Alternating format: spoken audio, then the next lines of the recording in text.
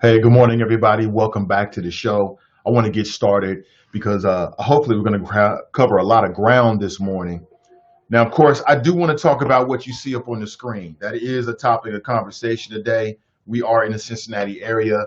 I know many of you do have children that attend Cincinnati public schools, and there's a big meeting scheduled for later today. I've reached out to at least one CPS board member to come on to give us a quick update on two things. The anti-racism policy, where is that in terms of Cincinnati public schools? And also to get this particular board member's insights into the first couple of weeks of school. As I understand it, what's going to be discussed is the possible blended uh, going back to school plan, and also what is Cincinnati Public Schools going to do about athletics, which is really important to a lot of parents. At 9 a.m. this morning, I'm scheduled to speak with Clarence Lusane. Clarence Lusane, he wrote a book. He's the author of one of my favorite books, The Black History of the White House. But that's just the tip of the spear. This brother is prolific. He's written many books on multiple topics, primarily talking about race politics in the country, in this particular country. He's got a new book coming out, which we'll talk about. And I want to get his thoughts on current events and things that are going on. That's at 9 a.m. this morning. So a lot of ground to cover. As always, the show is open for you to perhaps program the show. Hey, good morning, everybody. Welcome to the show. The show is always open for you to program. Perhaps you want to share your thoughts this morning. I want to give you just a second, just a couple of minutes to like and share today's show. If you like this type of content, please like and particular share today's content. Pardon me, I'm a little bit distracted here. Yes, I got it. Today's content. All right, just take a second and we'll get started in less than 30 seconds, folks. Don't go anywhere.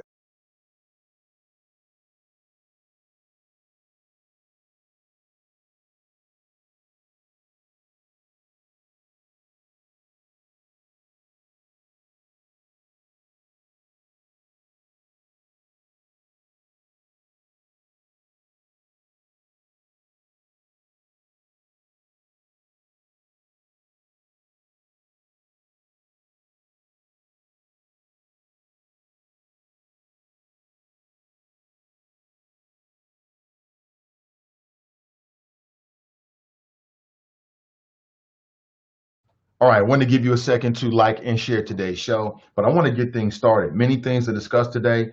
We got a lot of ground to cover, family. Hey, welcome back to the show. Nathan Ivey with you. One man, one microphone, one mission. Now, today's show is going to be video only. I'm still working on my audio arrangement. People asked me on Twitter over the weekend, hey, Nate, are you abandoning Twitter? No, I'm 100% about Twitter.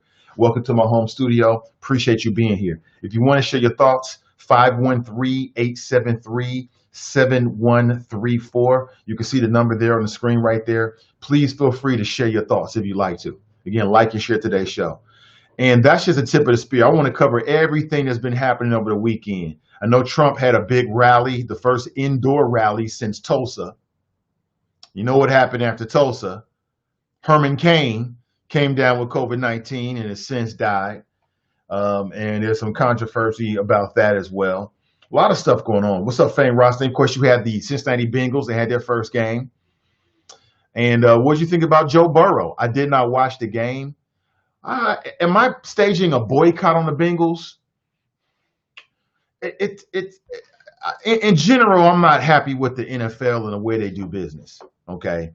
For me, I see these theatrics. I know that the Minnesota Vikings did something for George Floyd. I mean, those are all great things that they did, right? For me, there's tangibles. Like they've got the first majority black owned team or the first team that's owned by the former, current, and future players. They ain't really serious about delivering any equity for black Americans, quite honestly. I'm just being honest with you. I don't care if Colin Kaepernick is in the Hall of Fame. I don't care if he gets his job back. I don't think he should go back to play for the NFL. What is that going to prove? For all you folks out there hoping that Cap gets a job in the NFL, so what? So what? The real question when it comes to the NFL is what kind of pressure are these NFL owners exerting in these particular cities where they have sports cathedrals? In many cases, the taxpayers are supporting it, right? I mean, just think about the city of Cincinnati. The Brown family wield incredible influence in Hamilton County. They have incredible influence. So my question is, aside from the on-field theatrics, which I could care less about, if they want to put Black Lives Matter in the end zone or some other, phrase that's a call to action or a call to make us think about things that are very, very important. I mean, that's all cool and all, but I don't really care about that. Raise your hand if you're like me. You don't care about that. So what? So what? Big deal. I'm not all that concerned by that. You know what I'm saying? That doesn't really mean a whole lot to me. So what? But I did not watch the game. I did watch the highlights. I haven't been watching the games. See, I started watching the Bengals games when I realized that the Bengals are like the emotional equivalent of like a hamster running on a hamster wheel. There's never a payoff. You know what I'm saying? There's never a payoff. When I realized that many years ago, when they had Andy Dalton, Rudy Tooty, I was out of it. I was out. I unplugged. And I watched my friends and family members buy jerseys and get their hopes all up. They got y'all again with Joe Burrow. They got y'all again, I can tell. I'm in the grocery store, I'm seeing Burrow jerseys. Okay, that's the way the game goes. But see, that's how the NFL is, man. I mean, these white men have created an incredible product that sucks in people. It sucks in people. It sucks up your time. Now, I'm not against it. Enjoy it. I ain't hating on you. I'm just giving you one man's flow. Take it or leave it. But it's so the way it works is when you have a franchise that has a terrible year, that team then the next year gets a high draft pick, if not number one, like the Bengals. And so what happens is it creates a cycle where now we've got something new to feed the fans. Had a crappy year before the last year. Oh, you got a number one draft pick the year net coming up. Not only will it make the team better, theoretically, but now it's a bigger draw. People want to tune in to see what the number one draft pick is going to do, right? And Cincinnati loves the idea of a white male savior. Cincinnati loves the idea of a white male savior. We love it. Y'all love it. And that's what they've given you. They've given you somebody that you can put your hopes on. I've seen some of the comments from people online. Oh, we got us one here. Hook, line, and single. Ooh, reeling them in. To these white men in the NFL, they got an incredible product. It works. It works. People have been starving for this. They have been starving for the NFL to come back and give them something to do. But as I've said many times before, I always know what to do with my time. I'm never bored. I always got something to do with my time. Have always been like that since it's the Virgo in me. Shout out to the Virgos. I didn't realize I had so many Virgo friends on Facebook.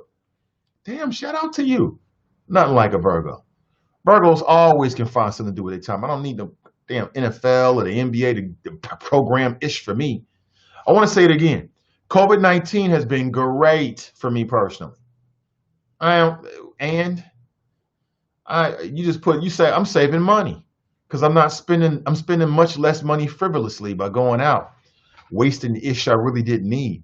So that's my thoughts. I didn't see the game. I saw the highlights afterward, and I saw the kicker. It was a terrible kick at the very end. It could have tied the game, but as anybody in athletics will tell you, it shouldn't come down to that. It shouldn't come down to one play. Is Joe Burrow going to be the savior? Probably not. But will it be entertaining? Probably. I'm sure we'll get some wins and all this kind of stuff. I still think y'all ran Marvin out too early. I'm still on that kick. I'm still on that kick. Y'all ran Marvin out of here way too freaking early, in my opinion. All he did was, I don't know, bring us credibility. And by us, I mean Cincinnatians through the Bengals. That's it. That's it. That's all you did. What do you think? 513-873-7134. Again, to my sports people out there, to my football brains out there, what do you think? I mean, I'm open to the conversation. People will talk about it here locally. We can get into it if you into it. Again, 513-873-7134. The weekend was great. Had an excellent weekend. So on Friday, I did the Is It Just Me podcast with Donnie B. I thought it was a good show. good, strong show. After that, just working on various projects, spending some family time. You know what I'm saying? Had some great family time on Friday after dinner with the whole crew, my wifey, myself, my son, and my daughter. I mean, man, I don't know, man. These kids are growing up on YouTube. They got a whole different perception of what it means to be family. Like my son goes to some of these kid YouTube channels, and on these kid YouTube channels, everything is a challenge. Everything's a challenge. Oh, Daddy, we're gonna do the Marvel Comics superhero challenge. Oh, Daddy, we're gonna do the water bottle challenge, where you take the bottle and you throw it and you spin it. It's got to stand on top, and then whoever does it first, that's what he was doing. He is 100% about it. And I told the wifey over the weekend, we're gonna have to scale him back. You know what I'm saying? Like if you grew up in a certain era, the media, right, shapes your viewpoint of what you think family and family time is in a lot of ways. You growing up watching these television shows where they show these family units, you're like, oh, that's what family is. Well, in today's world, a lot of these kids are on YouTube more than anything else. They got, it seems like thousands of YouTube channels that are geared toward children, whether it be like toy reviews or that's really, really big. I told the wife, I'm like, we got some cute kids. They smart. We're going to start up some YouTube channels. I like that. You know what I'm saying? Are they doing like kid reviews of different things, or it's like these family YouTube channels? I mean, for people with kids of a certain age, you know what I'm talking about. And while my son isn't on that all the time, that has definitely shaped his view of our relationship, like my relationship with him as his father, because he sees these YouTube channels where it's like father-son challenge. So he'll come busting in, hey, Daddy, we got to do the father-son challenge. I'm like, where's this coming from? Oh, YouTube. It's not a bad thing. My Saturday was great as well. Again, you know, more work, working on several projects, family time, you know, body time, making sure this temple that you see in front of you is as good as I can possibly make it, you know, per my time on earth. You know what I'm saying? Sunday, the same thing. I mean, life is good. Like I told you, when you've had the experiences I have, life is great. There's very little that gets me down outside of my family and then maybe perhaps my business. I mean, I love being here, man. I thought we had some great weather over the weekend. Life is good. The Lakers won. They're in the finals. All you LeBron haters, where y'all at now? Where you at, Brian? Where you at, B?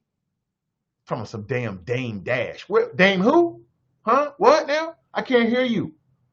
I can't hear you. All LeBron haters can't hear you because of the roaring, thunderous applause from the Laker Nation. You know what I'm saying? Lakers ain't been in the playoffs, in Western Conference playoffs, since 2010. That's 10 years ago. I'm just saying. LeBron got to work on them damn free throws, though. See, people that try to compare LeBron to MJ and Kobe, y'all missed the mark. Y'all missed the mark. Y'all be talking about championships and all this. Championships is about the team. You know what I'm saying? That's what that's all about, right? But where LeBron needs to step his game up is the thing he's got the most control over, and free throws. That's the one thing I hate to see LeBron James go to the free throw line. He's got a horrible stroke. That's not how you shoot a damn free throw, man. You've been in the league 17 years. Work on your game, LeBron. Kobe, he get up there, assassin, 80%. You go back and look at his free throws. Greatness, you got to take the free throws, man. Those are free. Free, man. Hit the damn free throws, LeBron. Good morning to you. 513-873-7134. If you want to share your thoughts this morning, you can see a little bit off color there. I have to work on that, but you can see my number there at the bottom of the show. This is Cincinnati's first daily digital show that focuses on the Black community. That's got a Black perspective. We are first. There are others to follow, but we were first. Good morning to the choppers. How are you? What's up, early risers? How early you been up this on a Monday? How early you been up? You only got so much time in the day, right? Good morning to you. You can find this show on Facebook and, of course, on YouTube. So if you're on YouTube, I'm on Facebook, The Nathan Ivey Show. One man, one microphone, one mission. And if you're on Facebook, I'm on YouTube. Please subscribe and share. I got my first YouTube video that went over 1,000 views over the weekend. I appreciate it. Good morning to you. What else? I'm talking about my weekend here. I mean, that was pretty much it. I didn't really go to a lot of places. I was kind of more of a homebody over the weekend, as we all kind of are. But again, everything is great. Had a great weekend. Great to be alive. I'm feeling good. Let me talk about CPS just a little bit because that is on the cover story of today's show. Among the topics to be discussed today at the CPS board meeting is a determination as to whether distance learning will continue based on the latest models of the spread. And I want to talk to CPS parents here in the next 6 minutes before you start your day, right? Because CPS is about to start, and I know if you got younger children, you're about to go to school, right? What's it been like? What's it been like over the last couple of weeks? Are you ready for CPS to go to a blended or maybe a hybrid, system where the students are in school for a few days and they're at home for a few days?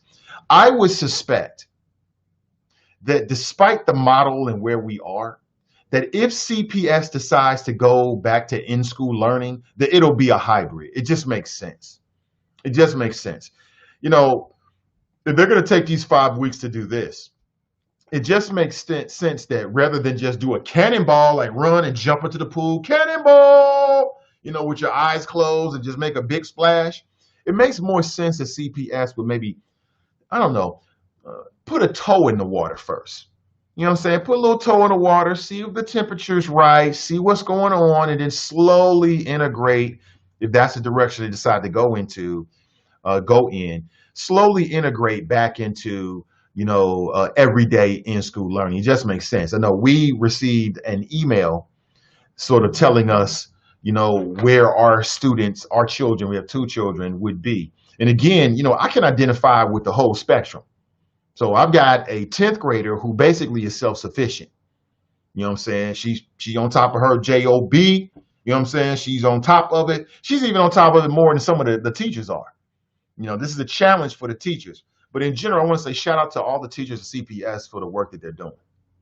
But there are some teachers who are more challenged by this because they're just not technologically savvy. They're not tech savvy.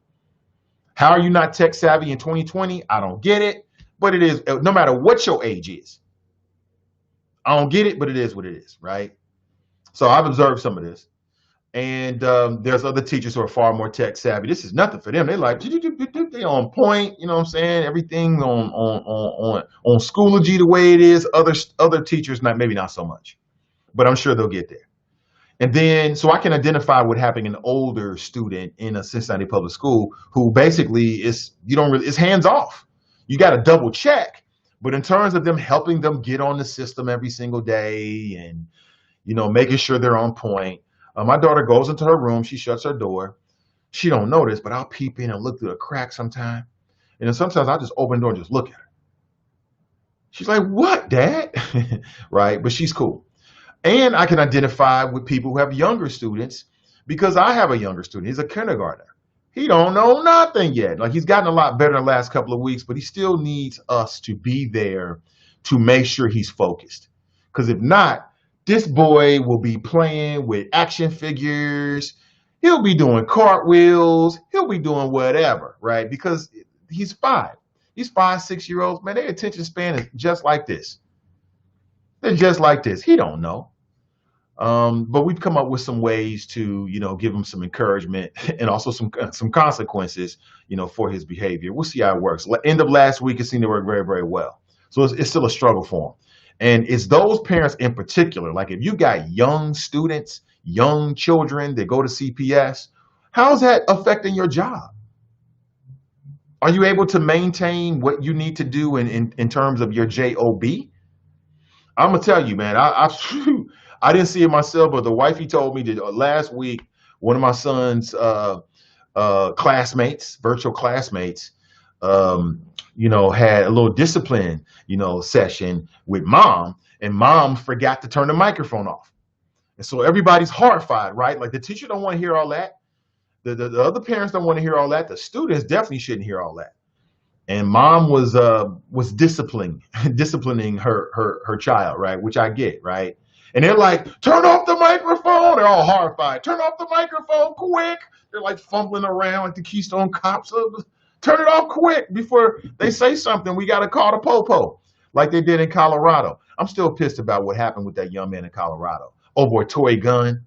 The wifey said something that's real right, real true to me. She said the only reason why they gave my wife um, is a doctor in education. She worked in CPS as a teacher, and even on the next level as well. Um, so she has a inside view on it, and she's like, "Well, the only reason why they would give this young man 5 days suspended is to just create a record." And I thought about it. I think she's right about that. If you don't know, in Colorado last week, we talked about this. It was a young black boy. He's 12 years old. He got suspended for 5 days because he was doing virtual learning, and he flashed like that. We haven't seen it yet, but he flashed. He picked up a toy gun from one part of his desk or room and moved it to the other part. And I didn't read this until later, but I read this over the weekend that the teacher admitted that she knew it was a toy gun. Is that true? Did y'all hear this? Now, if you know it's a toy gun, why in the hell are you reporting it? I don't get it. See, at first I was willing to give the teacher, because there was 3 people in that chain of command, right? You had the teacher, you had the assistant principal, and the principal that actually, or maybe in consultation with the assistant principal, that gave the discipline, right? And I was willing to give the teacher a little bit of a break at first. But when I read that, I'm like, wait a minute. She knew it was a toy gun and she called the assistant principal anyway? Why? I don't get it. Come on, man. We got to have some common sense out here. Some common sense. Watch yourselves because they're watching you. That's what I'll say to you. Good morning to you. I see Kendall is in the house. She writes, good morning. What's up, Kendall? Good to see you. Tracy writes, hi. Good morning, Tracy. Cruther writes, good morning. Good morning to you. Brandy writes, good morning. Samantha writes, good morning, all. This is a mixture of people on YouTube and Facebook this morning. Ashley writes, good morning, Nathan and the Choppers. Happy Monday. You know what? It is a happy Monday. It is a happy Monday. I got a few plans today. I plan on getting a super good workout in. It's going to be a great Monday. It's great to be alive. Stephen writes, good morning, Nathan and the Choppers. Hey, what happened over the weekend for you? Anything interesting? Again, the primary topics are I want to get your thoughts on CPS. At 8:30 a.m., we may receive a phone call from a Cincinnati school board member to give us an update on the anti-racism policy, and also that particular school board member's insights into what might happen today, if they have any. What are parents saying? What's the observation from a school board perspective when it comes to virtual learning? Is it working? Are we on our way back to blended learning where students are in school, 2 days, 3 days a week, the other days they're going to be at home? Will that be a relief to you as parents? Like if you're a parent of a younger child, let's say kindergarten, first grade, second grade, third grade even, with what's easier for you? Now that we've sort of this is week 3, so now that we've gotten into the routine, what's easier for you? I'd like to know. How's this working for you? I'd like to know. Also, Clarence Lusane, he's the author of numerous books, not the most notably, at least in terms of my personal collection, is The Black History of the White House. He's got a new book coming out, but I want to pick his brain on current events. He's also a professor as well, an activist and an author. That's going to be at 9 a.m. this morning, so stick around for that. Kelly writes, good morning. Good morning to you. Okay. Wanda writes, good morning. Tanika writes, good morning, Nathan, Facebook friends. Good morning to you. Deborah writes, good morning, Nathan Choppers. Fame writes, Nathan, you not boycotting NFL. You don't like football like that. It's okay that you're indifferent to football. Dudes your size that didn't play high school football or further normally are indifferent to the sport. Yeah, I know you've been sticking with that, man. I mean, you've been running with that opinion for some time. And I don't need to keep telling you the truth. You already know how I feel about it, but you're welcome to your opinion. No, it's not that. I just had serious issues with, number one, the Bengals. Well, I'm just telling you the truth. I stopped watching the Bengals because of their quarterback. They weren't committed to winning. And I'm not going to waste my time watching a football team that's not committed to winning. I'm just not going to do it. Y'all can do that and go up and down the roller coaster. Oh, the nail biters. I ain't doing all of that. I got better things to do with my time. You know what I'm saying? If I'm going to watch a sports team, I want to watch a sports team that I think is committed to winning. And then the issues that happened with Colin Kaepernick in the NFL just exposed many issues that It didn't really mean that much to me. But I feel that way about all the sports. Quite honestly, I feel the same way. I mean, at the end of the day, I can find something to do with my time. I don't need the NFL to or the NBA or any sports league to program my time. Trust me on that. I can find plenty of things to do. Plenty of things to do. You know what I'm saying? You know, so for me, it's always the same. It's just entertainment. You know, it's like background entertainment. So I was watching this morning. I had it on. I was more even also listening to the very end. I watched the kid go to the right. It's just like background music while I'm working and things like that. I'll tell you the thing I love to do, Fame, is when I'm watching the NBA or NFL, I like to work out. I like to work out while I'm watching the game. Because to me, it's like, why am I sitting here watching these mofos all in great shape? I'm supposed to sit around and eat chicken and beer and pretzels. Hell no, I want to be in shape too. That's a great time to work out. I love it, quite honest. That's one of my favorite things. Kush writes, good morning, Nate and the Shoppers. Deshauna writes, good morning, Nate, everybody. Have a great day, and the Bungles suck. Oh, they'll be better. They'll be better. They'll be better. I'm sure they'll get some wins. What was the season? What was it? Did they win one game last year? Two games? I don't know. I don't remember, quite honestly, because I didn't watch any games. I can't even tell you the last game I watched. You know, because I can find better things to do with my time, and I don't make any money off of it. Like Fame, you know, you do the sports investing thing, so you can make some money. I don't make any money off of it. So at this point in my life, it ain't that important to me. You know what I'm saying? I've got goals. If it's not in these pocket of my goals, it don't really get a whole lot of my attention these days. You know what I'm saying? That's across the board. I don't care what it is. You know, sports, people. If it's not lined up with what I want to do and where I'm trying to get to, I've watched enough football and basketball in my days. Now I ain't ishing on you. Enjoy your life. Do you enjoy your life? Hey, listen, did anybody get it? I'm going through some current events here. Let me see. The other thing that CPS is going to discuss is what they're going to do with athletics. Apparently, parents and students were really upset with the Cincinnati public schools because they allowed the athletes to practice, but not to play games. And to me, that makes perfect sense. We had a call last week where somebody was like, well, Nate, you know, you got these other schools that allow them to do it. Well, I don't care about the other schools. I only care about CPS. That's where I live, and that's where my students are. I enjoy and like the fact that CPS is saying, you know what, we're going to be cautious. Because if you left it up to just the parents and the students, man, they'll have y'all doing any old damn thing. You don't leave it up to just the parents and the students. Real leadership sometimes has to make difficult decisions that are unpopular. We'll say unpopular decisions. That comes with the territory, period. You may not like it. It might be unpopular, but it doesn't mean it's the wrong thing to do. And because I have two children in CPS, I appreciate this thoughtful, pensive approach. Stick your toe in the water. Don't just run and close your eyes and do a dive and cannonball. You know what I'm saying? So the athletics will be there if COVID-19 allows it to, period. If not, it won't be there. And it makes perfect sense that you would allow them to practice and not the games. Because let's just say they decide to have athletics this year. Now you've been practicing the whole time. You don't have to run out and start practice. It makes perfect sense. Stop your belly aching and let these fine men and women, let the superintendent do what she's supposed to be doing, okay, which is lead.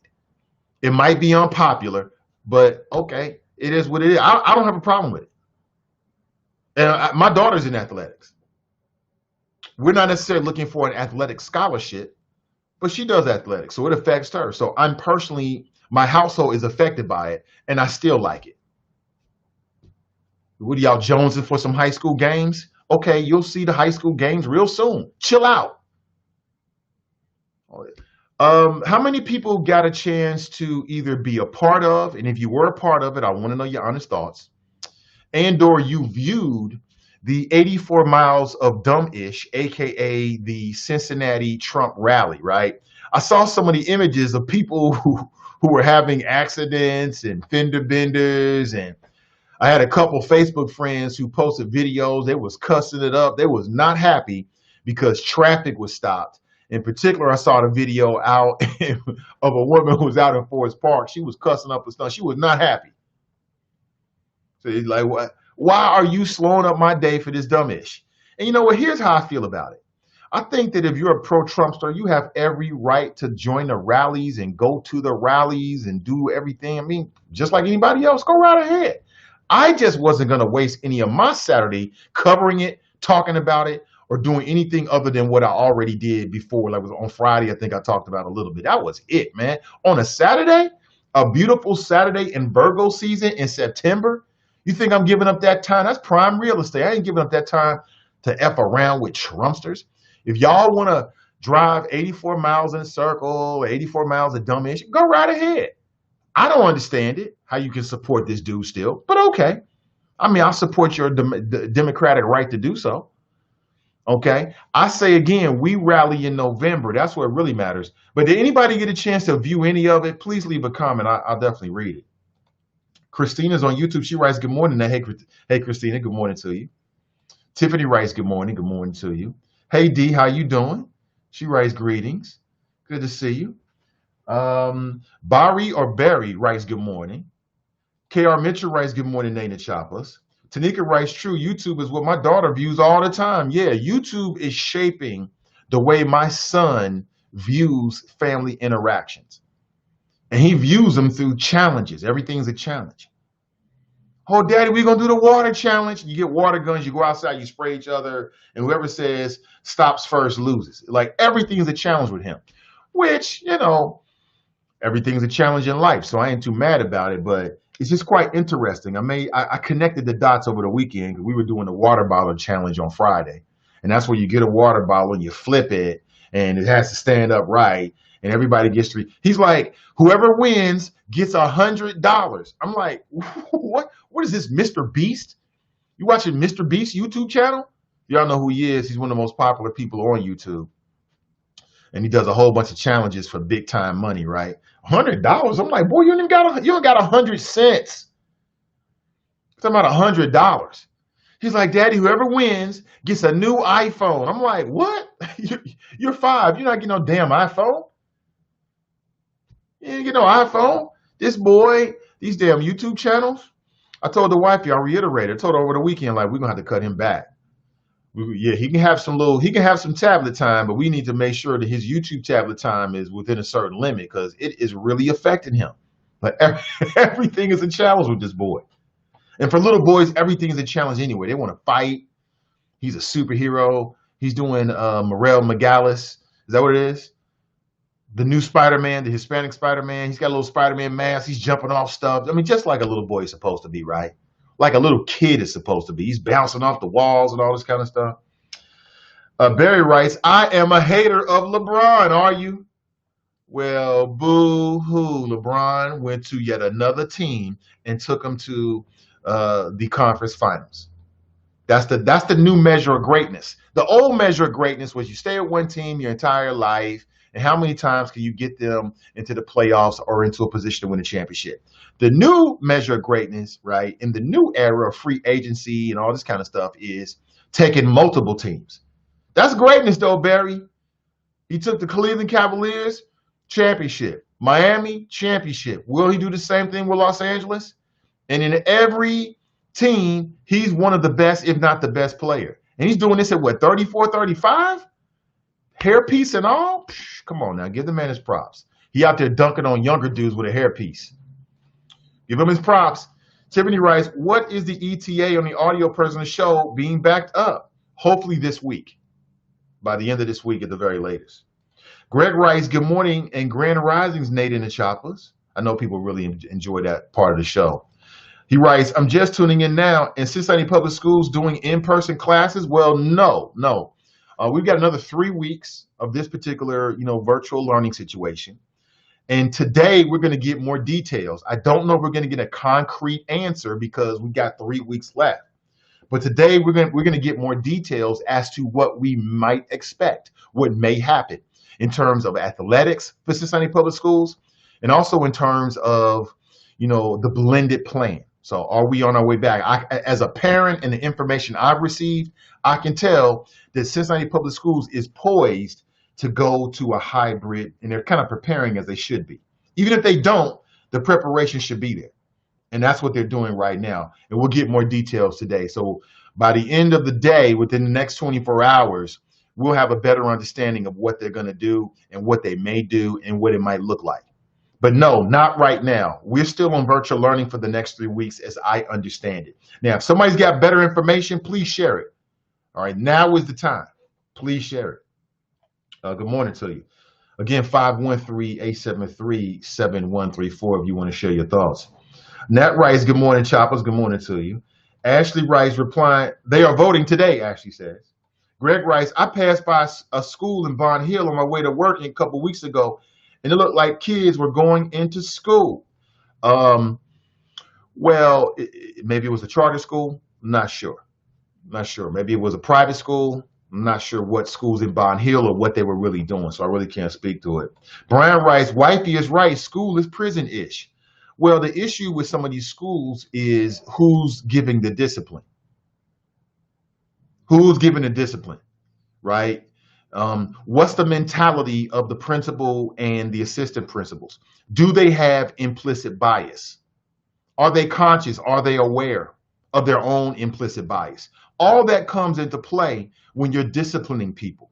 Because just like we see the over-policing of the abuse of authority when it comes to police officers, the same thing happens with the abuse of authority when it comes to assistant principals and principals. They're giving a certain authority over certain people. They have the authority to make a determinations as to discipline and what comes next. And you can have people that work in a school building can be every bit as flawed. They can be every bit as biased as police officers, as we've seen. Because people are people across the board. And that's why we need diversity. We need diversity in terms of who the principals are. We need diversity in terms of the assistant principals as well. You know, you go to some of these schools where they may have a black, like Walnut Hills, they may have a black principal, but then all the assistant principals are non-black. And so I think the term that was used when I spoke with the superintendent was race is a challenge. Yeah, race is a challenge. You know what I'm saying? It can be a challenge. Does that mean these people are bad people? Well, in some cases, yeah, it means they're bad people. In some cases, it just means they're just miseducated, educated, or not educated, right? It just means that. It means they need some training and some life experiences. You know what I'm saying? Because just like you got these young police officers, you got these young teachers. You have young assistant school principals. They don't really have enough life experience, right? Especially when they're dealing with people older than them, they're dealing with different demographics. They just don't have the life experience. And so they come into the job with a lack of life experiences. Does that mean they're bad people? In some cases, yeah. In some cases, no. You know what I'm saying? I mean, it's just like anything else. You know what I'm saying? Speaking of police officers, did anybody get a chance to see? This was crazy, yo. This was super crazy, man. Somebody just walked up to two police officers that were sitting in a car, right? And opened fire on them. You see this? This issue was wild. I mean, apparently they was just sitting in a cruiser. Dude just walks up. He walks up to the passenger side. Bam, bam, just opens up. I think these officers, I don't know if they've died. I think that they're in the hospital right now. Let me see this right here. I'm not going to play the video for you here. Or maybe I will play it for you. LASD, two officers, one 31-year-old female and a 24-year-old are now fighting for their life. I believe, was this in Los Angeles? The deputies had both been sworn in less than a little bit over a year, 14 months ago. Oh, so these was deputies. These were sheriff deputies. And they just walked up. Dude just walked up to the cruiser. I guess they were parked, opened fire, and then ran away. And I hope the police find this individual and bring him to justice. And there's a couple ways of looking at this. You know what I'm saying? I mean, number one, this just underscores just how difficult a job it is. Let me see if I can pull this up for you, the image at least. I want you to see this. This just underscores just how difficult a job these individuals are doing. It ain't for everybody. It ain't for the faint of heart. You know what I'm saying? This is not for the faint of heart. This is not a job. Look at this right here. This is not the kind of job. See that? This is not the kind of job. Just open fire on these officers. And let me double check this morning to see if they are in the hospital or if something even more terrible has happened to them. But see, this is the kind of stuff that's going to, I bet you that every police department in America, like I've been told by police officers that when something like this happens, this crosses the radar screen of every police officer in the country. Every single one of them will see that. Every single one, I guess, in their daily roll call, every single one of them be made aware of that. And I've been told that the way they look at it is no matter where it happens, it puts them on high alert all over the country. All over the country. Right? And I think there's people out there that target police officers because they have a uniform on. And I think it's because of the history and the frustrations. It's multitude of reasons, but I think that the frustrations that people have with the actions of police officers come to play of it. Then you got some straight up criminally minded individuals out there that might be motivated on some old personal ish. Maybe they had a personal interaction with a police officer, or that's just in their mentality. You know what I'm saying? But that right there might cost somebody innocent their life down the line. You know what I'm saying? Because the police officer is going to have that incident. Let me put it up here one more time, then we'll go straight to the phones. Look at this. The actions of this guy right there might cost some innocent man, woman, or child their life who had nothing to do with it, might be on the other side of the country. You know what I'm saying? Because if I was a police officer, that's going to be in my head. You know what I'm saying? And when police officers are saying, well, we fear for our life, these are the kind of examples and situations that are like top of mind, I think, from a law enforcement perspective. I don't know, you tell me, 513-873-7134. Let's take our first call for the morning. Hey, good morning. Welcome to the show. Yeah, Guy. What up? Yeah, how you doing? I'm doing great. Doing great. Fame. Good. Yeah. No, this is Hacksaw Jim Thuggin. Okay, Hacksaw Jim Thuggin. I'll put Fame up on the screen, though. You gotta be thugging on the Mondays to get out of bed and restart the grind. Okay. Well, actually, I don't really restart it. It just kind of slows down over the weekend. But listen, man, those cops, there's several ways to look at that, man. You know, because while you talking about some cops, they fear for their lives, and these are examples they talking of. Hell, George Floyd, you know, as black men, we fear for our lives. And George Floyd is an example we look at. Facts. You know, I mean, I don't appreciate that. I'm more mad at the people in the video who like filmed the cops racing to the hospital and things and kind of laughing about it. You know what I'm saying? That's what I'm more mad at. But the guy who shot him, yeah, there's going to be a ripple effect, but that might have been a ripple effect of something that they did. I mean, it's kind of circular at this point. Mm-hmm. You know, and truth be told, those cops are arrogant. What the hell are you doing sitting in the middle of the hood with your windows down? You know those people don't like you no way. You're out in L.A., anything can happen. That's a big city. Anything can happen. Yeah, they were outside a train station in Compton, right? Yeah, so like what the hell are you doing out there with your windows down? You've got bulletproof glass. You know, you can just sit there and let your car run. You don't have to pay for gas. Repairs are nothing. You know, ain't nothing coming out of your pocket. You know, why are you with your windows down? Like, that was dumb. Is that blaming the victim? Arrogant. No, it's called bringing awareness to your surroundings. That just wasn't a smart move to be doing on the job. It sounds like blaming the victim. Well, if I'm blaming the victim, then I'm blaming the victim. Damn. Nobody told them to take that job in the first place. And death is a possible outcome on that job. So, okay, if I'm blaming the victim, then I'm blaming the victim. Well, at least you can be honest about it. Own it. Damn. You up there and you know, what's wrong with you anymore? Oh, corporate Nate, he ain't fun. But anyway, you talking about the Bengals? Yeah. You know, I thought it was a serviceable effort by Joe Burrow, especially considering he's had no preseason. You know, he's seen no other defense but the Bengals. the players that he sees every day. Other teams are faster, better. I mean, the Bengals don't have any. Got one guy as good as Joey Bosa. Geno Atkins, and Geno Atkins is kind of getting old in football years anyway. Right. So, all things considered, I'm still not necessarily sold on him, but I'm even less sold on the coach. That loss was on the coach. How so? Just because I can just say, like I said, I look in his. I'll never forget when he arrived in town.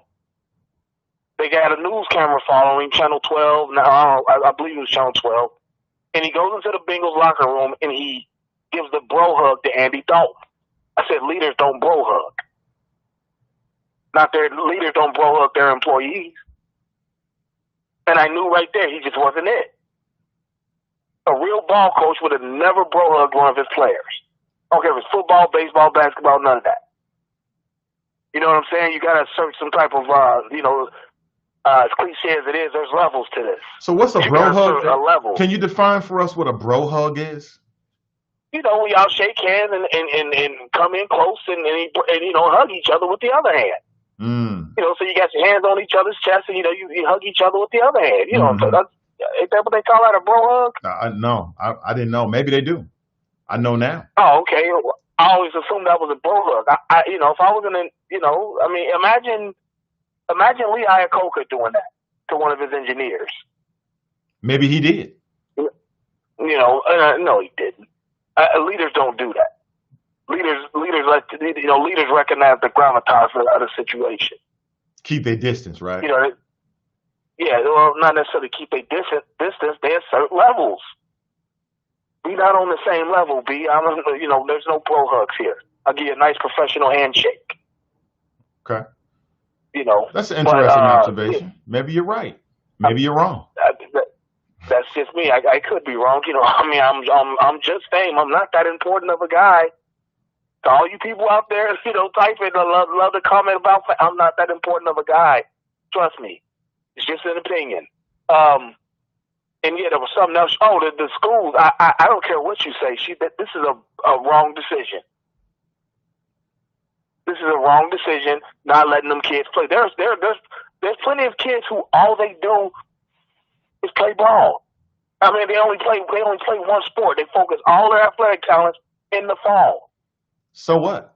And to take out, they might need that for that. As you know, a 4.0 in CPS is even Walnut Hills is not the same as a 4.0 at St. Xavier High School or Elder. Not even Lakota West, if we're being honest. It's not the same 4.0. A college admission. What's your point? If you let me can I get to it? A college admission. Can you? Counselor even said that. And so therefore, when you apply for a scholarship or admission to a college and you say you got a 4.0 out of CPS, at even UC, they're not looking at it the same as the kid from the other school. So if you need that extra oomph to get into college to play ball or whatever, Laura Mitchell took it from you. That's one way of looking at it that I don't agree with. But so what? Well, of course that's one way of looking at it. I'm giving you my opinion. Yeah, I know. I know. You're doing the hamster thing. There's no payoff. No, the payoff is making sure that I clarify. Because oftentimes you're not consistent. So I want to make sure that, like you said, if we both agree, then it wouldn't be a good interaction. I just disagree with you. Like, so what about athletics? Athletics is not more important than student health, period. Welcome to Mondays on the Nathan Ivey Show, where the talk show host can be indignant and ornery. Yeah. and welcome to Conversations with Fame, where he tries to pivot away from the real conversation. Like I said, what's more important? What is more important, Hacksaw Jim Thuggin? What's more important, Thuggin? Athletics or student health? What's more important? Listen. What's more important is that she's taking athletic opportunities, scholarship opportunities, even academic opportunities from our youth. No, she's not. for no reason No, when, she's when not. all the rest of the county is playing. No, she's not. Yes, she is. No, she's not. Yes, she is. And you still haven't answered the question. What is more What's the important, question? athletics or or student health? The community. Because every Student other health, doing exactly. You're right. The community is more important, and that means making sure you err on the side of community health. So how is she wrong? Well, how you're being too cautious because every school district around you is playing. So if everybody, and wait. And it seems to be. So you go to a party, right? You go to a party at a downtown hotel, right? You up on like the 10th floor. Y'all partying and people start jumping off the side. You gonna do it too? If people start jumping off the side, yeah. What's at the bottom? Death. You're on the 10th floor. Well, probably not. Exactly. Well, I don't think that's it's a perfect analogy. Why should we in Cincinnati or CPS give a damn about what they doing in some other schools? So what? Let them. Because those are the schools that your kid is competing for a scholarship with. And we just said that athletics is not more important than community health. So again, so what? Opportunity is important, more important than community health. Well, people should take it up with golf. You can't live life being the exception to the rule. Every other school district around you is balling. You're being ridiculous, Miss Mitchell, Dr. Mitchell. It's okay. We can criticize her. The consensus. I know what it is. I know you don't have any children that attend CPS. That's what it is. God dang, can I finish? Yeah, can we have a conversation? Can I interject and add things and some texture to the conversation a little bit? Yes, you can finish. What I'm trying to say is that all the other school districts around you are playing. Okay? Mm-hmm. The consensus of the fall athletes in your district want to play. Ohio is community-controlled school districts. Let them kids play. The overwhelming majority of fall athletes want to play. Right. Do you have any children that currently attend CPS? I pay taxes in the mother. So okay. There you go, pivoting again. There you go, Bill Russell. There you go, Robert Parrish. Can you just answer the question without a pivot? Do you currently have a child that attends a Cincinnati public school? I said I pay taxes. No, I do not. Okay, and that's what it is. So you don't really you ain't got no skin in the game. It's just something to talk about to you. I got a financial stake in the game. Did you not just hear me say I pay taxes in the district? Your taxes are not at stake here. The taxes are not the issue. It's the health of the students. It's not like I'm arguing Westchester. I have no stake in Westchester. I have stake in Cincinnati Public being a grad and a taxpayer in that district. Mm-hmm. And your business, right? Because this affects your. You can't bet on high school sports though, right? That's not legal. No, how dare you say that? Come on, man. I want to make sure. I don't know the ins and outs. That's why I posed it as a question. Don't insult the trade, okay? Please don't do that. That was unfair. That was a low blow. My balls hurt. There you go. Okay. Now, Mason Muller do it. You want to call them gay and all this other kind of stuff, but there you go. Anything else? I mean, you just hit me with a low blow. No, I didn't. I just simply asked you a question to clarify because there was a lack of knowledge on my part, and you answered that question. Appreciate it. Okay, now let the kids play, Laura. That's all. They might. Let the babies play. They might. The kids have been playing. They've been playing called practice, preparing to go to play. If I'm a college recruiter, I don't want to see you practice. I don't want to see you. I don't want to see how well you play underwear football. I want to see you in game situation. I feel you. But I digress. You felt that good. Hey, brother, it's been real. It has. I had fun. So did I. And I'll holler at you in a future room. Yeah, hopefully we will. Hopefully we will. I appreciate it. See, he ain't got no skin in the game, so he don't care. He don't care. I have 2 children that attend CPS. My daughter plays athletics. Her athletic plans have been disrupted by this. But I don't blame Laura Mitchell. No, I don't blame Laura Mitchell. And you know me, I'll have no problem with, sharing my critiques of Laura Mitchell or anybody else. But I don't blame her. It's the right thing to do. I don't give a damn what these other school systems are doing. Let them. So what? My mother used to say all the time, you see somebody jump off a bridge, you gonna do it, do it too? And what do you say? No, I'm not. So what? If they care less, and again, every school system has different demographics, it may be a different scenario, different student body. They may think differently. Let them. Great. So what? So what? You know what I'm saying? You want to be mad at somebody, you should be mad at Trump and these damn Republicans running around playing games. That's who you should be mad at. I'm not mad at Lord Mitchell, but we'll find out what happens later today. You know what I'm saying? The kids might be back. They might be back. You know what I'm saying? That man is incorrigible. He said I was corporate. I'm far away from corporate. Trust me on that. When I was corporate, it was a challenge to be corporate. When I was there, trust me. But I just disagree with you. You know, I thought that you were blaming the victim. So what if the police officers are sitting there with the window down? So what's that mean? That's an invitation for somebody to run. Some coward. It was a cowardly move. I'm keeping it real. If it was two non-police officers sitting in there and some brother ran up and shot him, I would say it was cowardly. It was cowardly. You run up here, they sit in there, whatever they doing. I don't care what they was doing. They got a right to sit there next to the train station. I'm talking about the police officers that were shot. It was two police officers that were shot sitting in a marked vehicle near a train station in Compton. And the dude runs away. Why? I hope they find his ass and whatever happens, happens. Whatever justice is, if he goes to jail for many years or whatever the system decides it is what it is. I hope he actually makes it to the jail now. Don't be talking about he died en route in custody. I don't want to hear that. You know what I'm saying? But, you know, Fame is making it seem like the two people that got shot is their fault because they should have had the window up.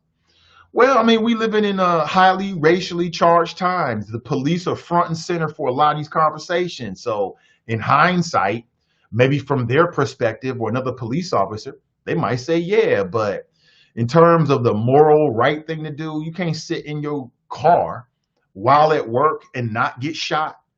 Come on, man. Wrong is wrong. Right is right. Keep it real. 100%. Victims are victims. Deborah writes, good morning. Kimberly writes, happy Monday. Brian J. writes, morning, Nate. Tracy writes, good morning from D.C. What? Good morning. The Bengals have a new quarterback now. Would be nice to know what you thought of him. I haven't watched the game. Will I watch the game? Probably not. I mean, I'm a creature of habit, so now I've developed this habit where I just don't watch. That's a lot of time right there. You know what I'm saying? Unless I'm watching a game and I'm also doing something else, like maybe I'm getting a workout in or it's like background music, but I don't have 3 hours to get to the Bengals no more. I'm just telling you. I just can't give them 3 hours of I don't give 3 hours to the NBA. You know what I'm saying? I don't give 3 hours of any of my time to anything like that. It's very, very rare. Like I might get a movie in here or there. And usually with a movie, it takes me like 2 weeks to get it all through. Unless it really, really grabs me. And even then, I'm doing something else at the same time. But 3 hours for the NFL? I mean, just think about that, y'all. What else are you doing? I mean, I'm sure you're multitasking. But I don't have 3 hours to give anybody if it's not inside my lane, I don't really have 3 hours to give it. You know what I'm saying? So it's not that I'm against the Bengals. I mean, I don't get anything out of it. Again, my mentality has changed a little bit. Like if they're gonna send me a ring and maybe send me a send me a bag or something like that, a grand, a stack or two, then I'll watch it. But that's not gonna happen. You know what I'm saying? And if the Bengals win a championship this year, the only thing you're going to get is more expensive ticket prices. That's it. It's not going to help the schools. It's not going to help the poverty line. It's not going to build more affordable housing. It's not going to deal with the drug crisis or the gun crisis, or it's not going to build black home ownership. It's not going to do any of that. So I don't really care that much about it, to be honest with you. It's something that it entertains me. Like I said, this morning I was preparing for the show. I had the game on my phone. I was listening to it, and I wanted to see what happened at the very end. I saw the Gilligan moment. It is what it is. You know, you win some, you lose some. Ryan writes, morning choppers. Kendall writes, good morning. But in general, I don't think that Joe Burrow is a savior. If I'm wrong and all my Bengal fan friends are happy, great. I'd be happy to be wrong. But this whole white savior thing, I'm over it. I'm over it. Now, if they had drafted a black quarterback, I might be more into it. I'm just being honest with you. I'm just being honest with you. But the whole white savior quarterback thing, I mean, I've seen it so many times and it never works. It rarely works. So y'all go ahead and do all of that and make excuses and, oh, I see the potential and all that. I'm off the hamster wheel. You know what I'm saying? I got off the hamster wheel many years back when Marvin was here and y'all let him go too soon. Sorry. Don writes, I totally agree with your position on CPS. Right. I think CPS is doing the right thing. I appreciate it. Take your time. Be cautious. I don't give a damn what these other school systems are doing. So what? Let them do it. Let them do it. But I live in Cincinnati. I graduated from a Cincinnati public school. My children attend Cincinnati public school. I used to work in Cincinnati public schools. My wife used to work in Cincinnati public school. That's what my focus is. What these other school systems do, so it means nothing to me whatsoever. So I'll be paying attention to what happens later on today in particular. It means nothing. Deborah writes, you are true and so wise. That's common and perfect sense. Ryan writes, COVID is allowing it right now. Every other school in the state is playing, even Columbus, Dayton, and even Akron. Akron are now playing. Let them. So what? Let them. And like I said, man, I mean, I'm not convinced about what other school systems are doing. Are y'all jonesing that much for some high school football? Is it that important? Damn, yo. It'll be okay. Your kids in CPS will get a chance to play. I'm sure the CPS cares a whole lot about it.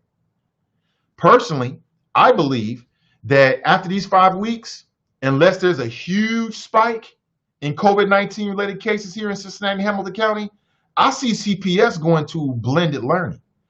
Because if you thought the athletic parents are going to raise their voice, all these parents have been juggling their day jobs and also juggling their kindergarten, first grader, second grader, third grader, and just dealing with, virtual learning. Man, I can imagine that the voices are going to be louder than that. So I see us moving toward blended learning very, very quickly. We'll see. Robert writes, why is Nate throwing mural shade at the NFL and the NBA? I'm not. Speaking of mural, I want to make this point because people tried to hate on me and thought I didn't like black art. You know what I'm saying? I like black art. I'm into black art. I support black artists.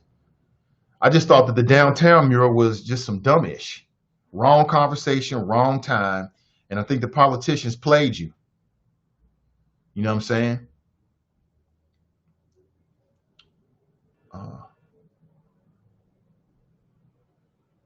All right, cool.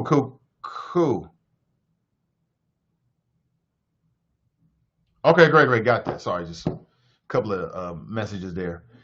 Where was I at? Yeah. I'm gonna talk about the mural out in Lincoln Heights. Have you seen this? Lincoln Heights has a mural, y'all.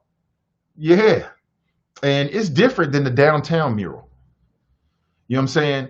My problem with the downtown mural is that it was a couple things like that's not a standby for equity policy intangibles that you asking politicians. When we go to politicians these days, and I got to preface it because some people got it incorrect. It should be about equity policy intangibles, not a freaking mural. The other thing I didn't like about the downtown mural is that it was on the freaking ground. Cincinnati got a lot of murals. There's a lot of beautiful murals, and none of them is on the ground. They're all up on buildings or the side of things, off of the ground. What do you put on the ground that's of any worth to you? I'm talking about paint on the ground. Nothing. So I just didn't like it. And I thought it was just like some old, they're doing it in D.C. Let's do it here kind of ish, right? With no real thought. And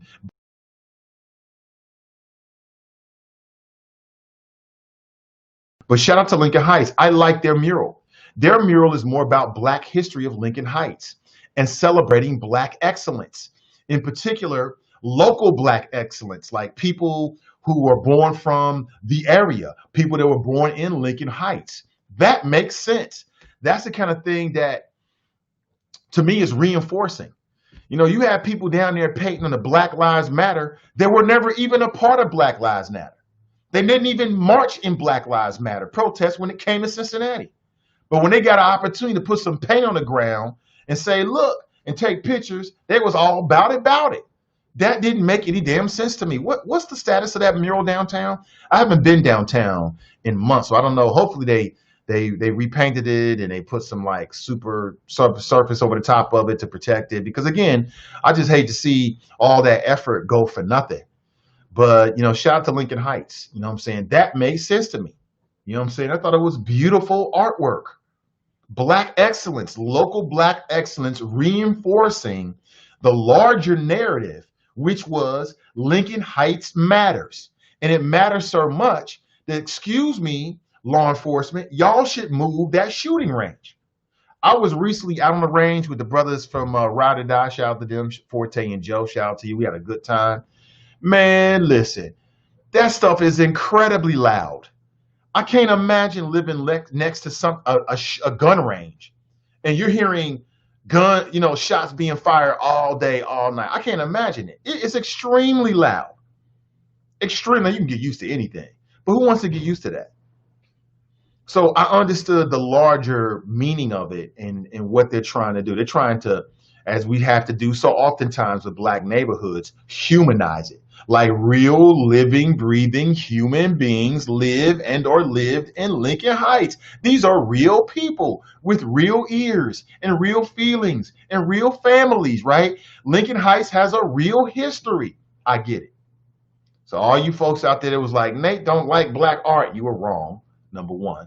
You was caught up in your feelings. And y'all should check out the Lincoln Heights mural. It looked pretty dope. I'm just saying, it looked dope. I know I'm going to get some shade for it, but, you know, it comes with the territory, I guess. Let me see if I can find this for you. Yeah, I still have it here. This is a screenshot from City V Magazine. Shout out to them. Check this out. I want you to see this real quick. Yeah, here it is. This is the Lincoln Heights mural. Yeah, it's not on the freaking ground. It's not on the freaking ground being ran over by trucks. You know what I'm saying? Look at that. You can go look at it. It's up off of the ground. Wait, all the murals that I see are on the side of buildings, off of the ground. They're up high. I don't give a damn what they doing in other cities. So what? As you can see, I'm consistent. Reinforcing some of the notable folks that's come from Lincoln Heights. I think it's beautiful. Shout out to the folks involved with it, man. It's great. It's got a purpose. Like I said, you have people down there painting on Black Lives Matter mural and don't give a damn about Black Lives Matter movement, never marched in the movement, had nothing to do with it, but you was down there painting. Can't respect it. I'm sorry. And what's the status of it?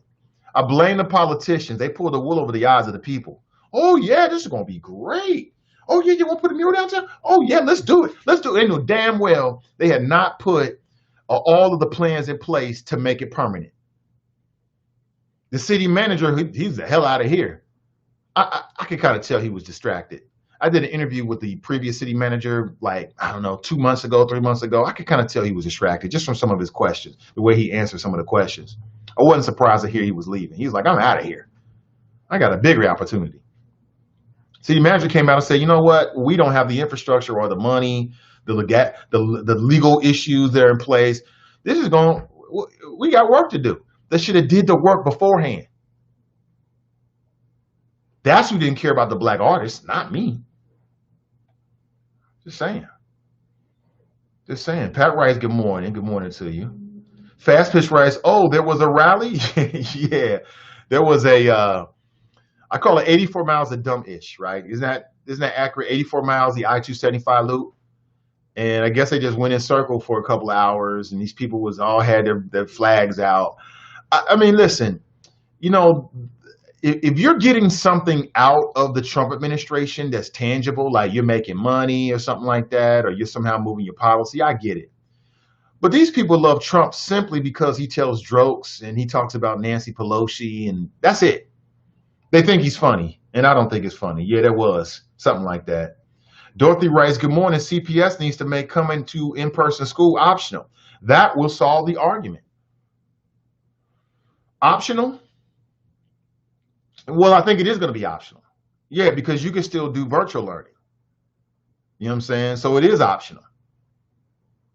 It is optional. So as I understand it, there are people who are in, well, everybody's in virtual learning right now, but there's some people who are in the virtual learning academy. And as I understand it, that's still going to be an option as COVID-19 proceeds.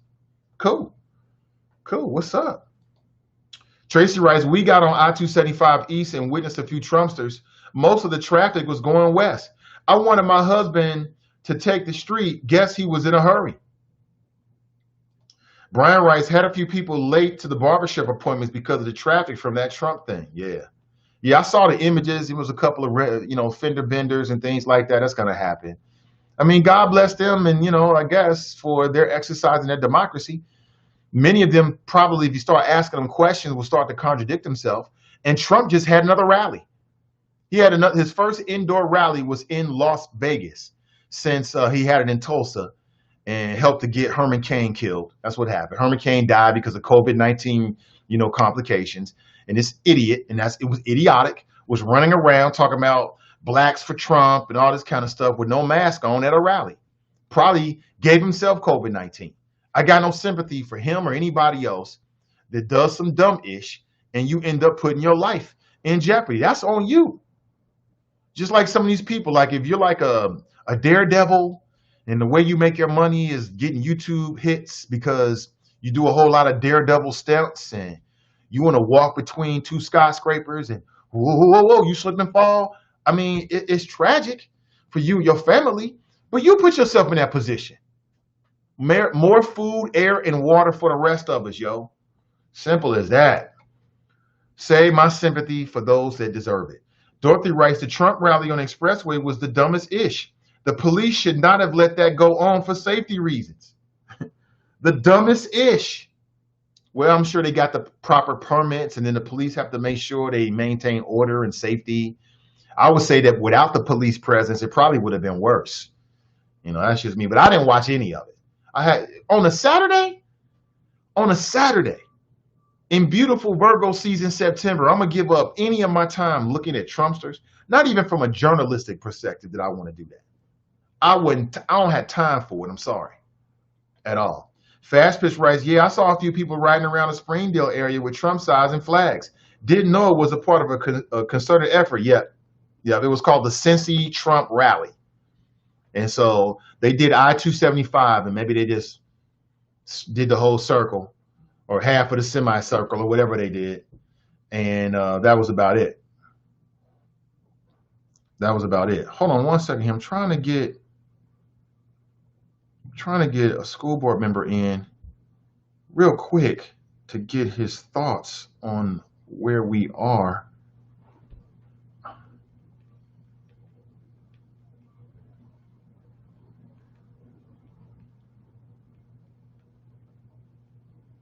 Yeah, trying to get by 9 a.m. because at 9 a.m. I'm scheduled to speak with Clarence Lusane, who is who's an activist, author. You've probably seen him on television, commenting on current events.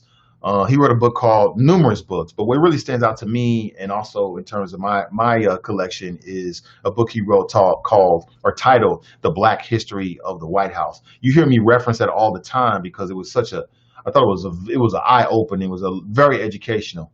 You should definitely check it out. D writes, I was out and about during the Trump train.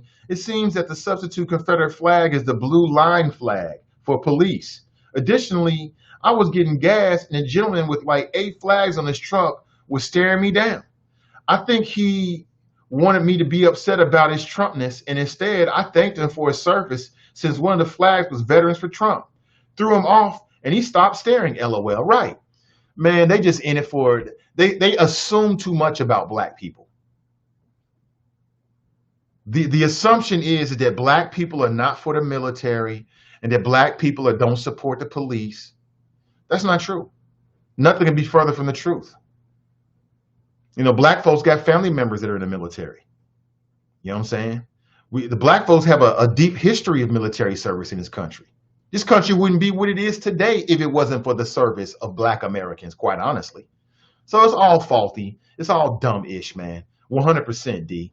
And I've seen it before too. People they assume. Like I've been around white police officers, right?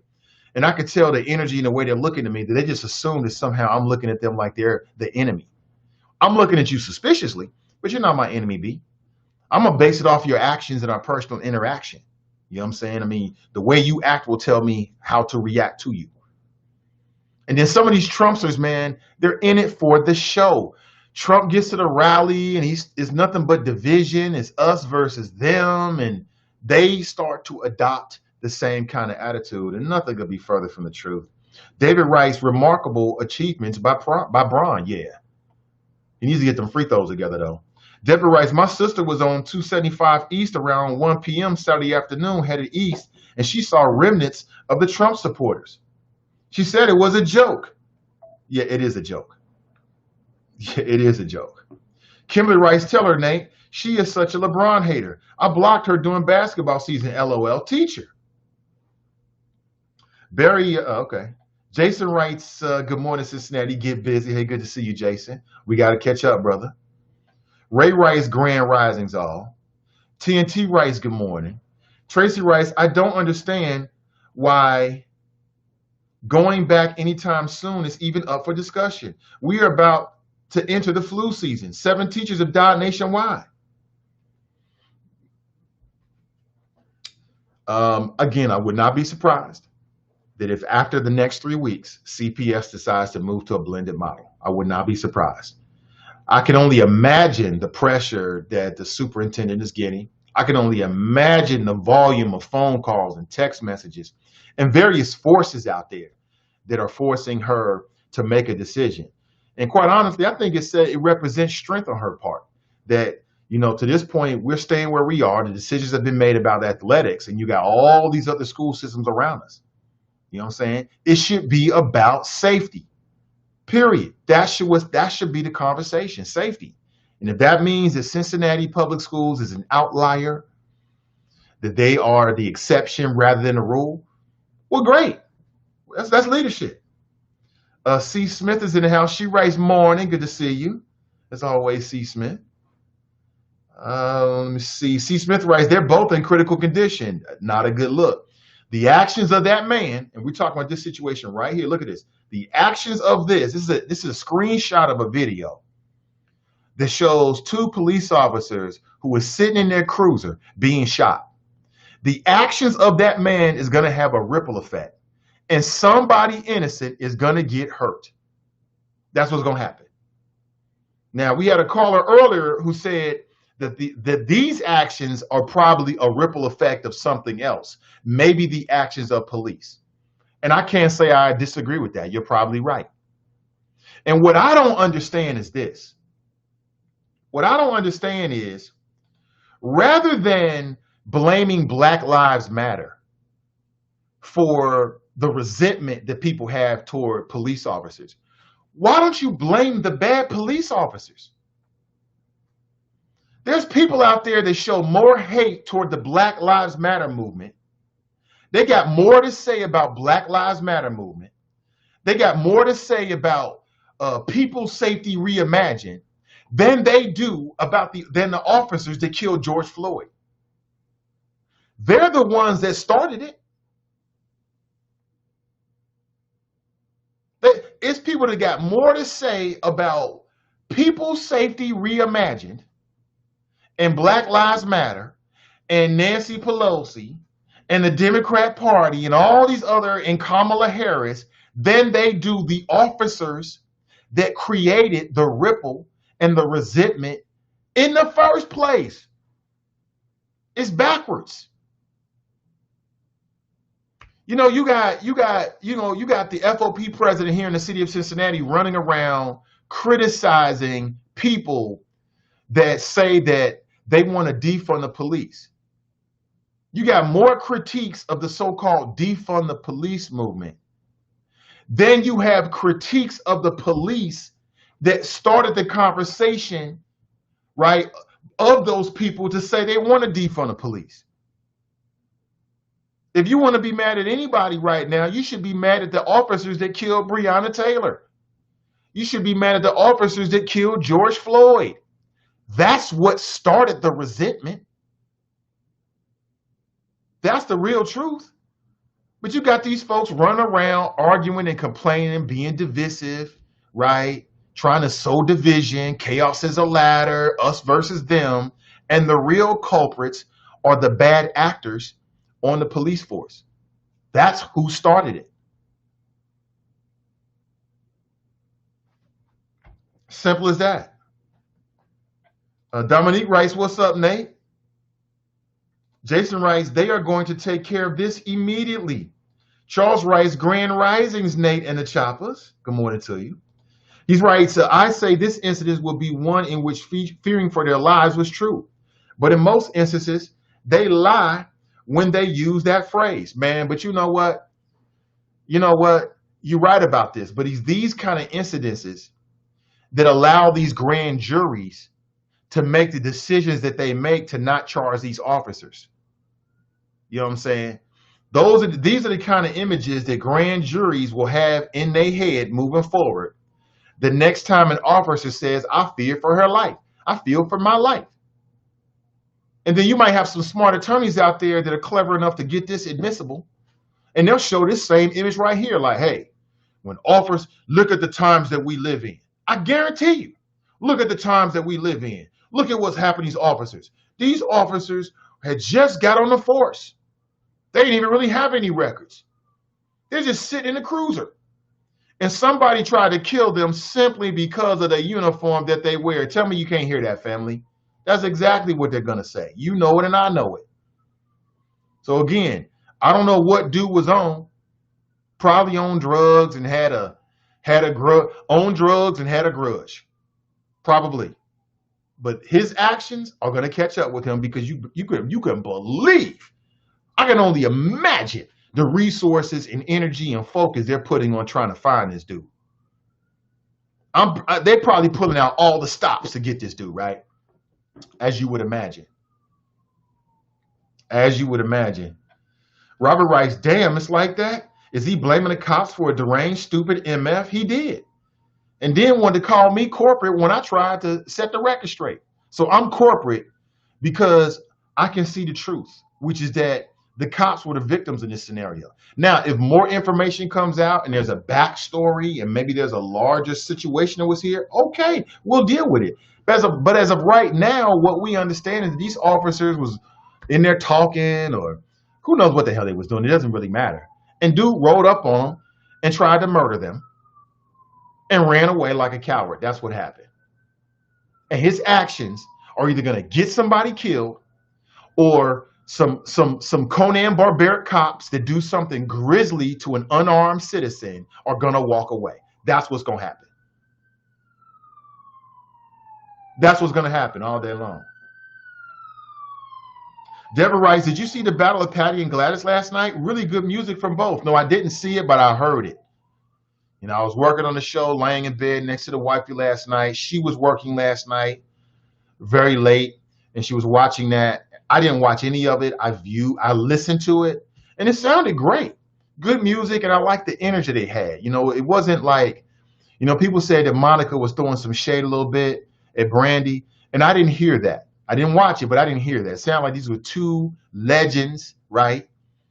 Legends in the world of entertainment who came together to do something for their audiences. And it sounded like it was great. It was less of a battle and more of a performance, you know? So it's more of a moment with these two legends. You know what I'm saying? It sounded great from what I heard. I didn't watch any of it though. Sounded real good. Brenda writes, happy Monday. Cam is in the house. He writes, Fame, Rothstein, bro hug. What up, Cam? I ain't gonna call with that. Dill writes, good morning, Nate.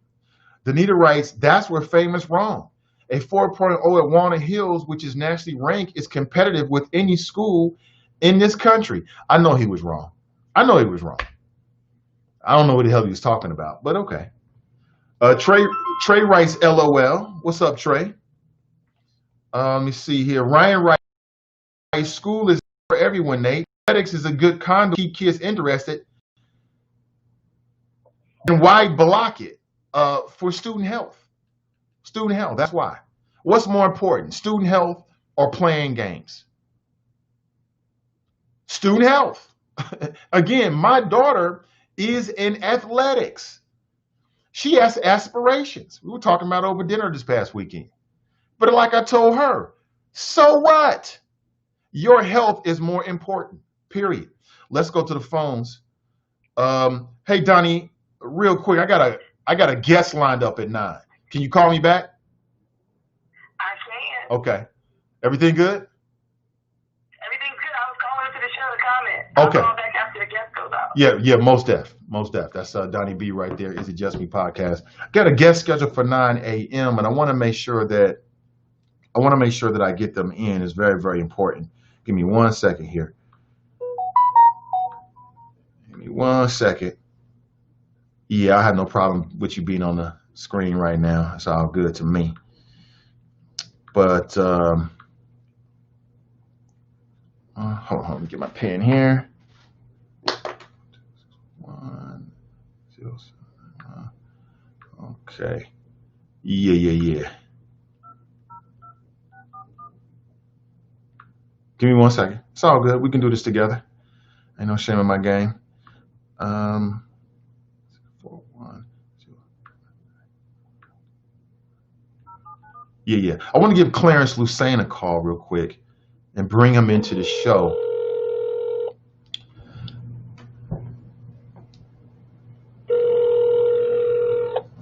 Hello? Hey, Clarence, it's Nathan Ivey. How are you? Hello? Hey, Clarence, it's Nathan Ivey. How are you?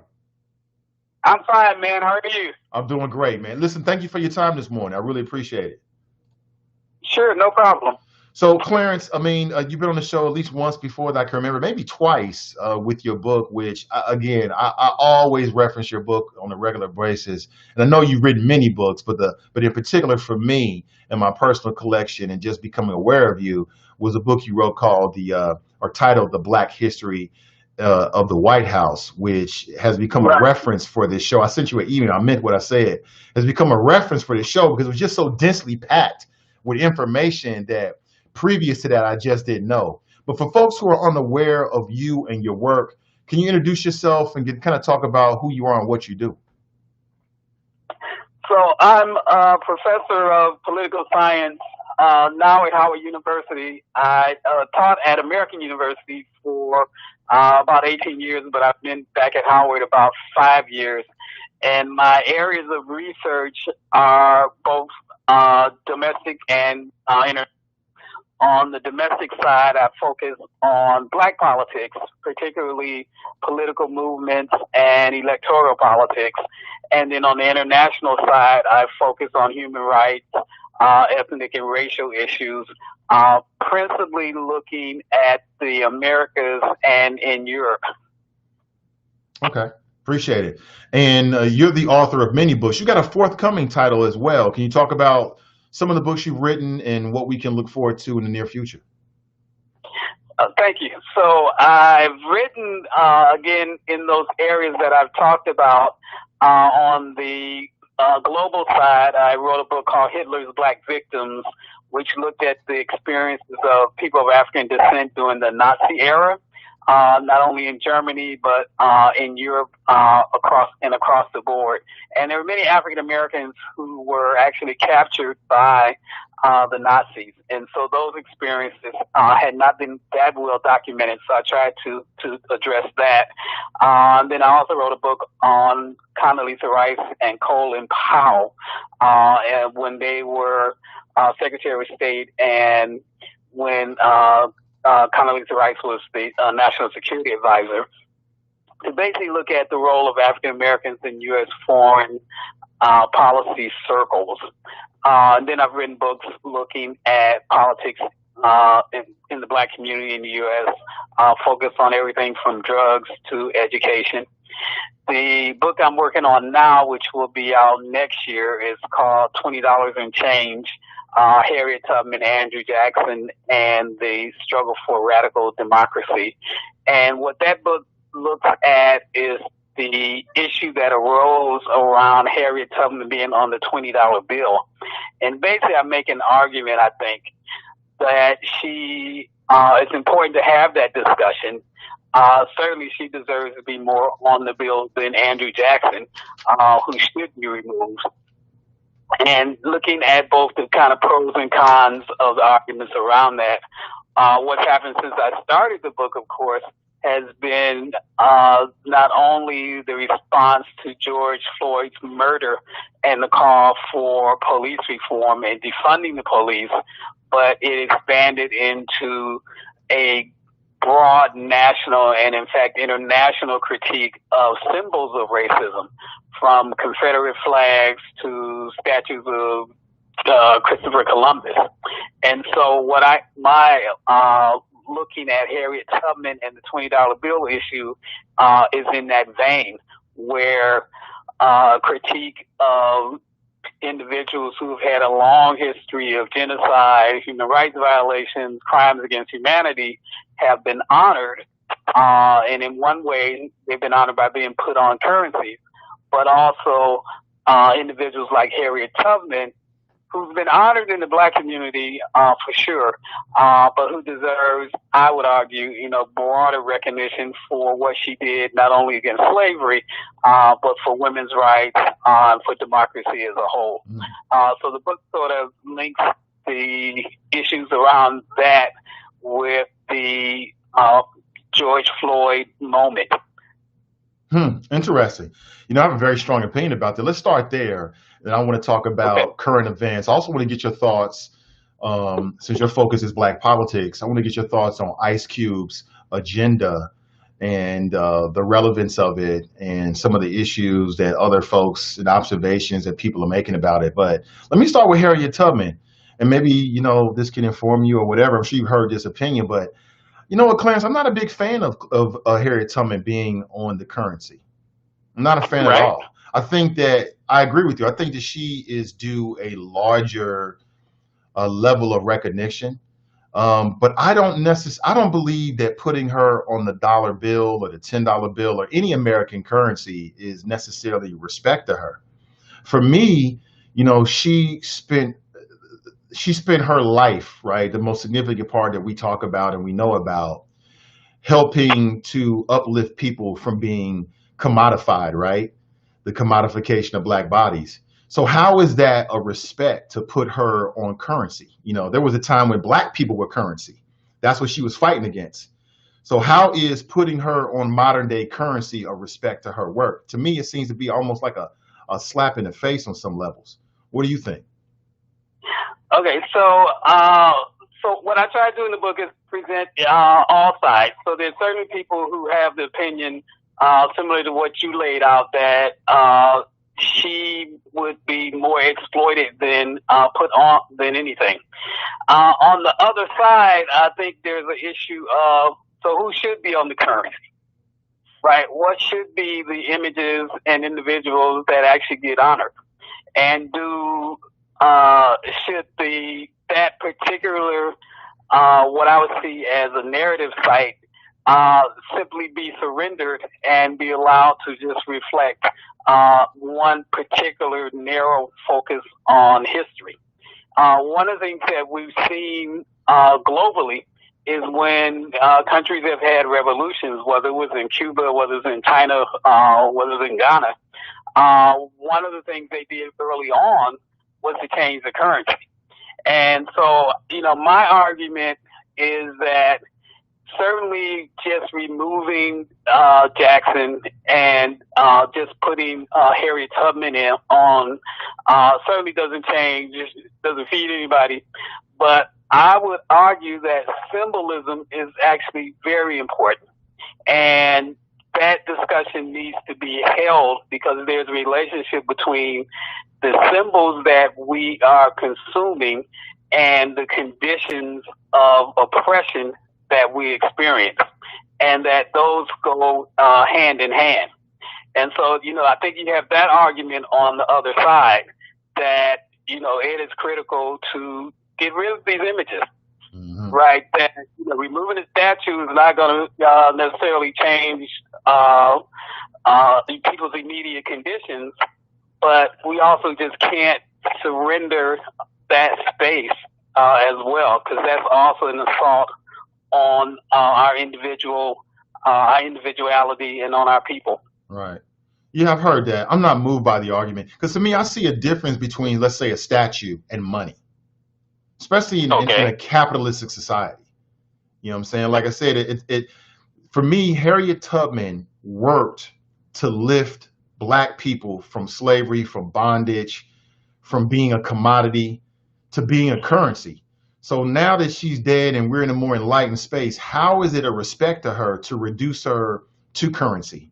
It just seems to be a contradiction of what she in particular stood for. I hear you though about, I feel that way about the money and Harriet Tubman. Like I've never thought Harriet Tubman, of all people, no one who worked to free slaves should now be enshrined on the currency. That's just my personal opinion.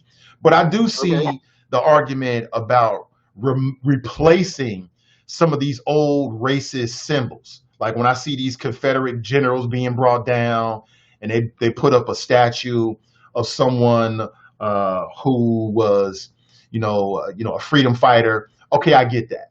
I just look at the currency in particular with what Harriet Tubman did as being different. That's just me. Do you see a difference between like statues and currency in terms of the symbolism? No, because I think that there is it depends on what your interpretation of this particular individual is. So, for example, I went to Cass Tech High School in Detroit, which is like one of the renowned high schools in the country, and at the time, we all knew it was named after Lewis Cass, who had been a former governor. But what's come out in recent years was that not only that, he was enslaver, and he was President Andrew Jackson's Secretary of War. So he was central to the Indian removal policies that ultimately led to the Trail of Tears. So he had a horrific legacy. And so a debate has emerged over changing the name of the school. And there are legends of people who graduated from the school, many who became famous, from Diana Ross to Ron Carter to, all kinds of people. And so there's a pushback about changing the name because people, want to keep the legacy of the school and all that. But there are other people pushing back that, the whole point of the school was to tell people that, we should be out making social change and we should make the world better. And so, I'm in the camp of get rid of the name, right? I understand the legacy, we all have been proud graduates of that school. But when you look at the label that's on it and the history of that person, things need to be changed. And so I'm saying all that to say, I think for the currency, and particularly somebody like Andrew Jackson, he needs to go. Yeah, I agree with that, yeah. There are, Native Americans in the country who won't even take a $20 bill because, his thing is on it. And so then the question becomes, should there be anybody's image on it? And if so, whose? And so, again, I see it not as, and I get your point, around the commodification issue. But I see it in a way in which, I look at currency like in Cuba, for example, or I look at, in Ghana and I'll see Kwame Nkrumah on the bill or, so you got, I think ways in which, you find avenues that I would think, do have a certain degree of honor and recognition of people. And then I think about it, for white Americans in this country, the fact that they would have a black person on the currency, right, something they would have to deal with on an everyday manner, similar to like we see, these emblazonments of Black Lives Matter, is critical. And again, it absolutely does not in and of itself change people's lives. It does not, feed people. It does not, get people out of, unfair criminal justice situations. All that has to happen. Mm-hmm.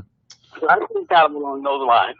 Speaking with Clarence But, Lusane. but like I say, I present the arguments from all sides. Yeah, I'm fascinated. Again, it's something that has caught my attention, that conversation. And then people say, well, Nate, how should she be respected?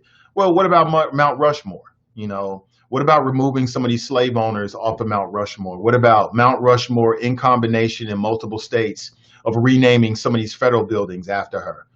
I think Andrew Jackson and what we know about him, he definitely should not be respected on the currency in any other way, in my humble opinion. Hey, Clarence, let me bring in just a couple of comments here, and then I kind of want to move on. I want to get your thoughts on a couple of other issues. Fame writes, slaves were currency, and y'all want one on currency. Anthony writes, got to start somewhere, Nate, one step at a time. I've heard that before. You're right, but that doesn't mean that's the best step. You know what I'm saying? Somebody writes, look how long it took to get a statue of the great Dr. King. Janice writes, changing the face on currency will change the stereotype and importance of the person on the currency, especially the amount of the currency. Do you agree with that last comment? I mean, if Harriet Tubman is on the $20 bill, is there going to be any social ripple effects, ramifications, any positive ramifications that come from that? I think so. And the ramifications, I think, become around what becomes part of our public discourse and discussion. And again, we have, people grow up in this country, with no, particularly white people in this country, right, with very little having to confront the racial history of the country in any kind of serious way. And so I look for what are the different avenues, multiple avenues in which you kind of make that happen. And that's what I think we've seen this year, where with the Black Lives Matter movement and the response to George Floyd and Breonna Taylor and other people who have been killed has been to say this is unacceptable. And we have to, this nation has to address these issues and these concerns. And so, I look for, what are both the broader ways in which we make these cases, but also, what are the day-to-day ways in which we begin to change the discourse and dialogue in this country. And I think all of that shapes the degree to which people bring about substantive change, which is ultimately what we need. Mm-hmm. Let's move on. Let's talk about some Black politics, Black agenda. What is your opinion of Ice Cube's contract with Black America? Do you think this is the proper direction? How aware of it are you? And I kind of want to compare and contrast it to Joe Biden's. I think it's called Lift Every Voice, which is not necessarily the best title, but Americans are suckers for these little sappy titles and things like that. But what's your general impression of Ice Cube's contract with America? Well, one, I'm just, I guess, interested that Ice Cube Ice Cube has historically had opinions. They necessarily, as far as I can tell, translated into social movement action.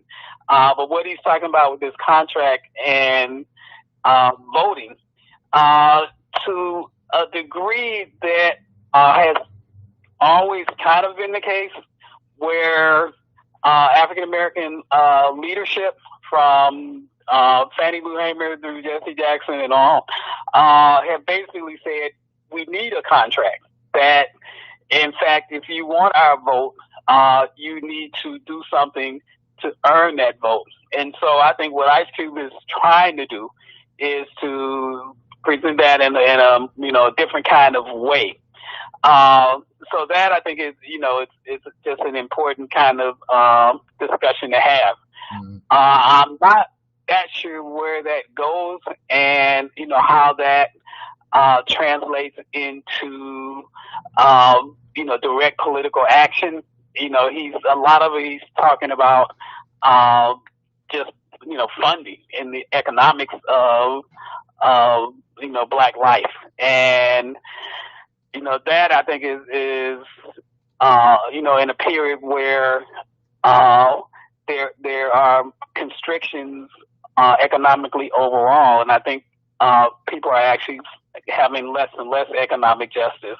Some of those issues he's raising are correct. I think some of them are coming, though, and what I would argue are limits under current forms of capitalism, and just cannot be resolved without resolving some broader structural economic issues. But I don't see a lot of see online discussion, but I'm not sure how much what Ice Cube is saying, at least specifically with this contract, is actually making itself down into the streets and into kind of the political movement. Mm-hmm. Mm-hmm. Yeah, there's parts of what you said I really agree with. Like, I think, that's what time it is. If you're a leader, if you've got a platform, you should be talking about how politically we can beget equity. I call it equity policy intangibles. So to the degree in which his contract with Black America pushes and advances that conversation. And I've been to his website over and over over the last few months, and I can see he's editing and updating and changing some things. But there's some folks that it is open to some critiques, right? It's kind of like, it's not as if there aren't already people out there working on Black agendas as well. You got Black Futures Lab, you got the Black Pack, you got numerous organizations out there that whether it's regional or even in state, in some cases, it's sort of state agendas, are crafting political agendas.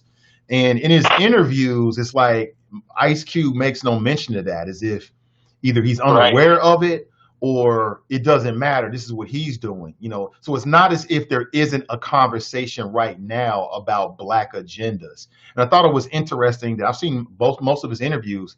He never mentions any of these other people who are already working. And in both those cases I gave, I'm sure you noticed, like Black Futures Lab, the Black Pack, these are women-led organizations. Which is one of the critiques of his contract with Black America, that he doesn't really mention women.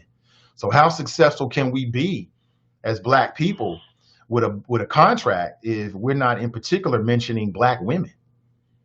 Right. And, the Black Lives Matter folks, Alicia Garza, all of them, they developed an agenda as well. Right. They took the time to, lay out some policy issues and policy concerns. And so, all of that's out there kind of in the mix. And for the most part, what people are raising as sort of, everything from prison reform to, addressing issues around access to health and education are not wrong.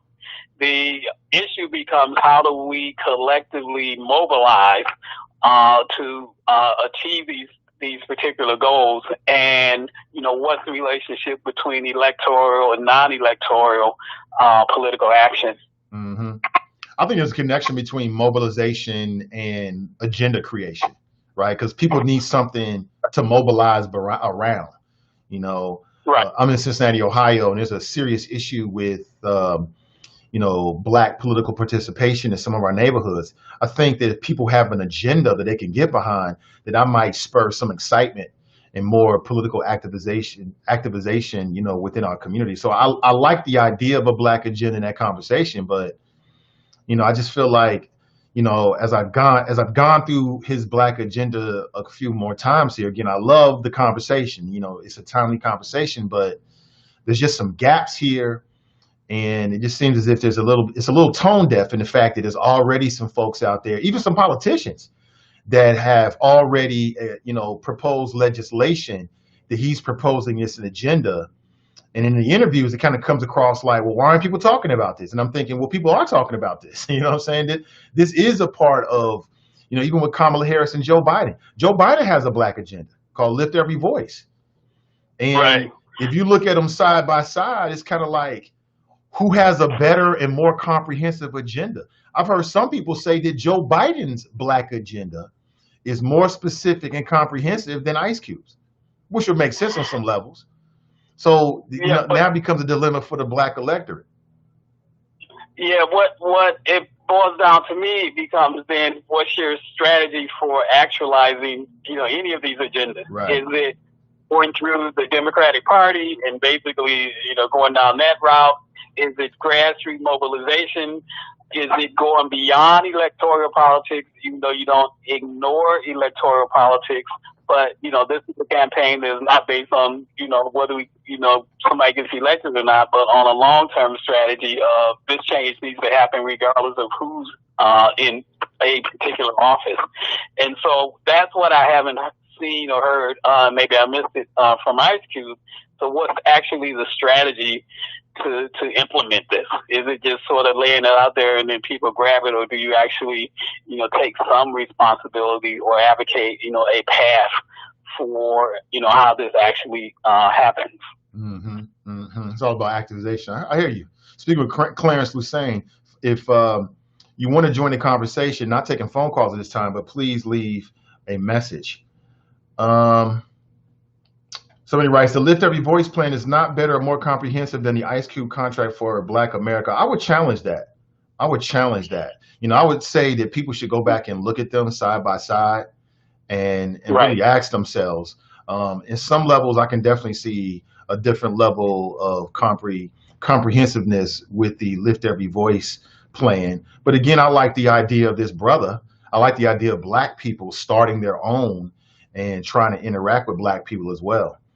And, some have suggested that, Ice Cube and his agenda might work as voter suppression, as if the Democrats and Republicans don't get on board, then Black people, with his plan, then Black people shouldn't vote for either one of them, which could have an impact in 2020.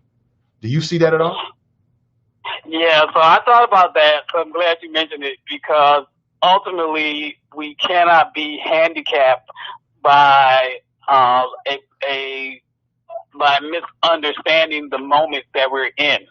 And I think, what we see from Trump is a degree of authoritarianism, that has existed in this country in, decades. And that will be expressively aimed at communities of color. And so I think, with that kind of threat in front of us, then, these issues don't go away and should not be sidelined, but we should not also lose what's urgent at the moment. And, what would be the conditions under which the next number of years will look like, and so I do think that the sense of some that there should, that the parties are equal, at least let me put it like this, that the two candidates that are running for president are equal, can lead to, in effect, voter suppression, self-voter suppression, in fact. And so, I would definitely push back against that. I think people actually have to absolutely get out and vote, and really do see, where there are differences that are critical. Yeah. And I say, focus local. The focus should be local. Yeah, the national matters, the presidency matters, absolutely. But if you're feeling disaffected or disappointed at the two national options, you got state and local races in 2020, and that's where you're going to feel the biggest bang for your vote, so to speak. It's going to be at home. Do you think, you mentioned the moment, do you think that we're winning in this moment? I mean, in your observation, are we capitalizing off of this moment in the right way? Are we making substantial gains in your observation? And if not, what would you like to see? What do you think we should be seeing? So I think there are gains that are happening at the local level more than sort of the state and national level. And by that, I mean that there have been, just for example, in terms of policing, in a number of cities around the country, there have been changes, and more importantly, you have communities now that are in a more substantive situation where they can make critical kinds of reforms at the local level. So there absolutely, I think, have been some wins. Getting rid of chokeholds, outlawing, certain kind of police practices. And then I think also there are people who are stepping up, not only to kind of run for office, but are building local institutions. Mm-hmm. Less of that at the state level and at the national level, things are frozen, if not kind of going backwards. And so, in that sense, then there has not been a substantive transformation or changes.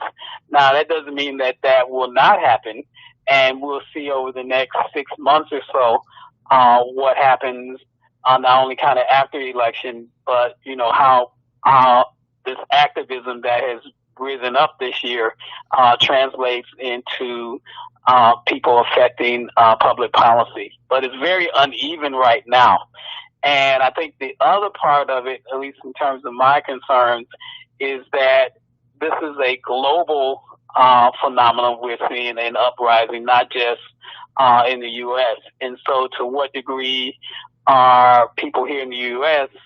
linking up and uniting with people who are fighting similar kinds of issues, but often fighting similar kinds of obstacles, because it's not just the movement for change is global, but the movement for conservatism and white nationalism is global as well. Mm-hmm. And so, we need to also be linked up with people everywhere from, across Africa and the Caribbean to people in Europe and people in Asia and Latin America who are fighting around some of these issues. Mm-hmm. Mm-hmm. Clarence, let's talk about, because right now people are talking about police reform. Like that's a real issue, especially after the death of Breonna Taylor in Louisville and right. George Floyd, of course, and a long list of other black people, men and women, many of them unarmed, who died in the hands of police, through that chain of custody. And right. We hear a lot about the whole defund the police. I'm in Cincinnati, and it's even touched Cincinnati, where the whole defund the police conversation has come up. And my question is, is that hurting or harming the movement for police reform? The defund the police. And do you know where that started at? In particular, that language, defund the police. You know where that started? Well, it's not just it started in these protests after George Floyd. I don't know the specific source of it. Now, the other thing in terms of what you're raising about the what is having an impact. So I think it is in the sense that it's forced the discussion. So even those who vehemently disagree, they've had to enter the discussion about what policing should be about. So I think in that sense, it is, having an impact. Now, how people see it, it goes from people reimagining what policing would look like and how it would be very different from what exists now to ideas of getting rid of the police altogether. And so I think, that those discussions are going to be ongoing. One area of progress, I think, has been to put the challenge to black officials and black elected officials in the cities who have been basically the folks who have been most immediately in charge of policing. So these black mayors, these black-dominated city councils that have gotten away with their responsibility to rein in these police forces are now kind of on notice. And so I think that's really important to kind of underscore as well, that, they can put all of the Black Lives Matter symbolism out there that they want. The reality is that they have to respond to these communities and these constituencies. And that means not only reforming the police, but other issues that have risen, such as addressing gentrification, addressing poverty concerns in these cities, addressing school reform in these cities, all of which have been in many ways detrimental to poor people and people of color. So I think all of that's on the table now, where it wasn't 7 or 8 months ago. Mm-hmm. I may not have phrased it the best, but And I appreciate all your comments and agree with a lot of it.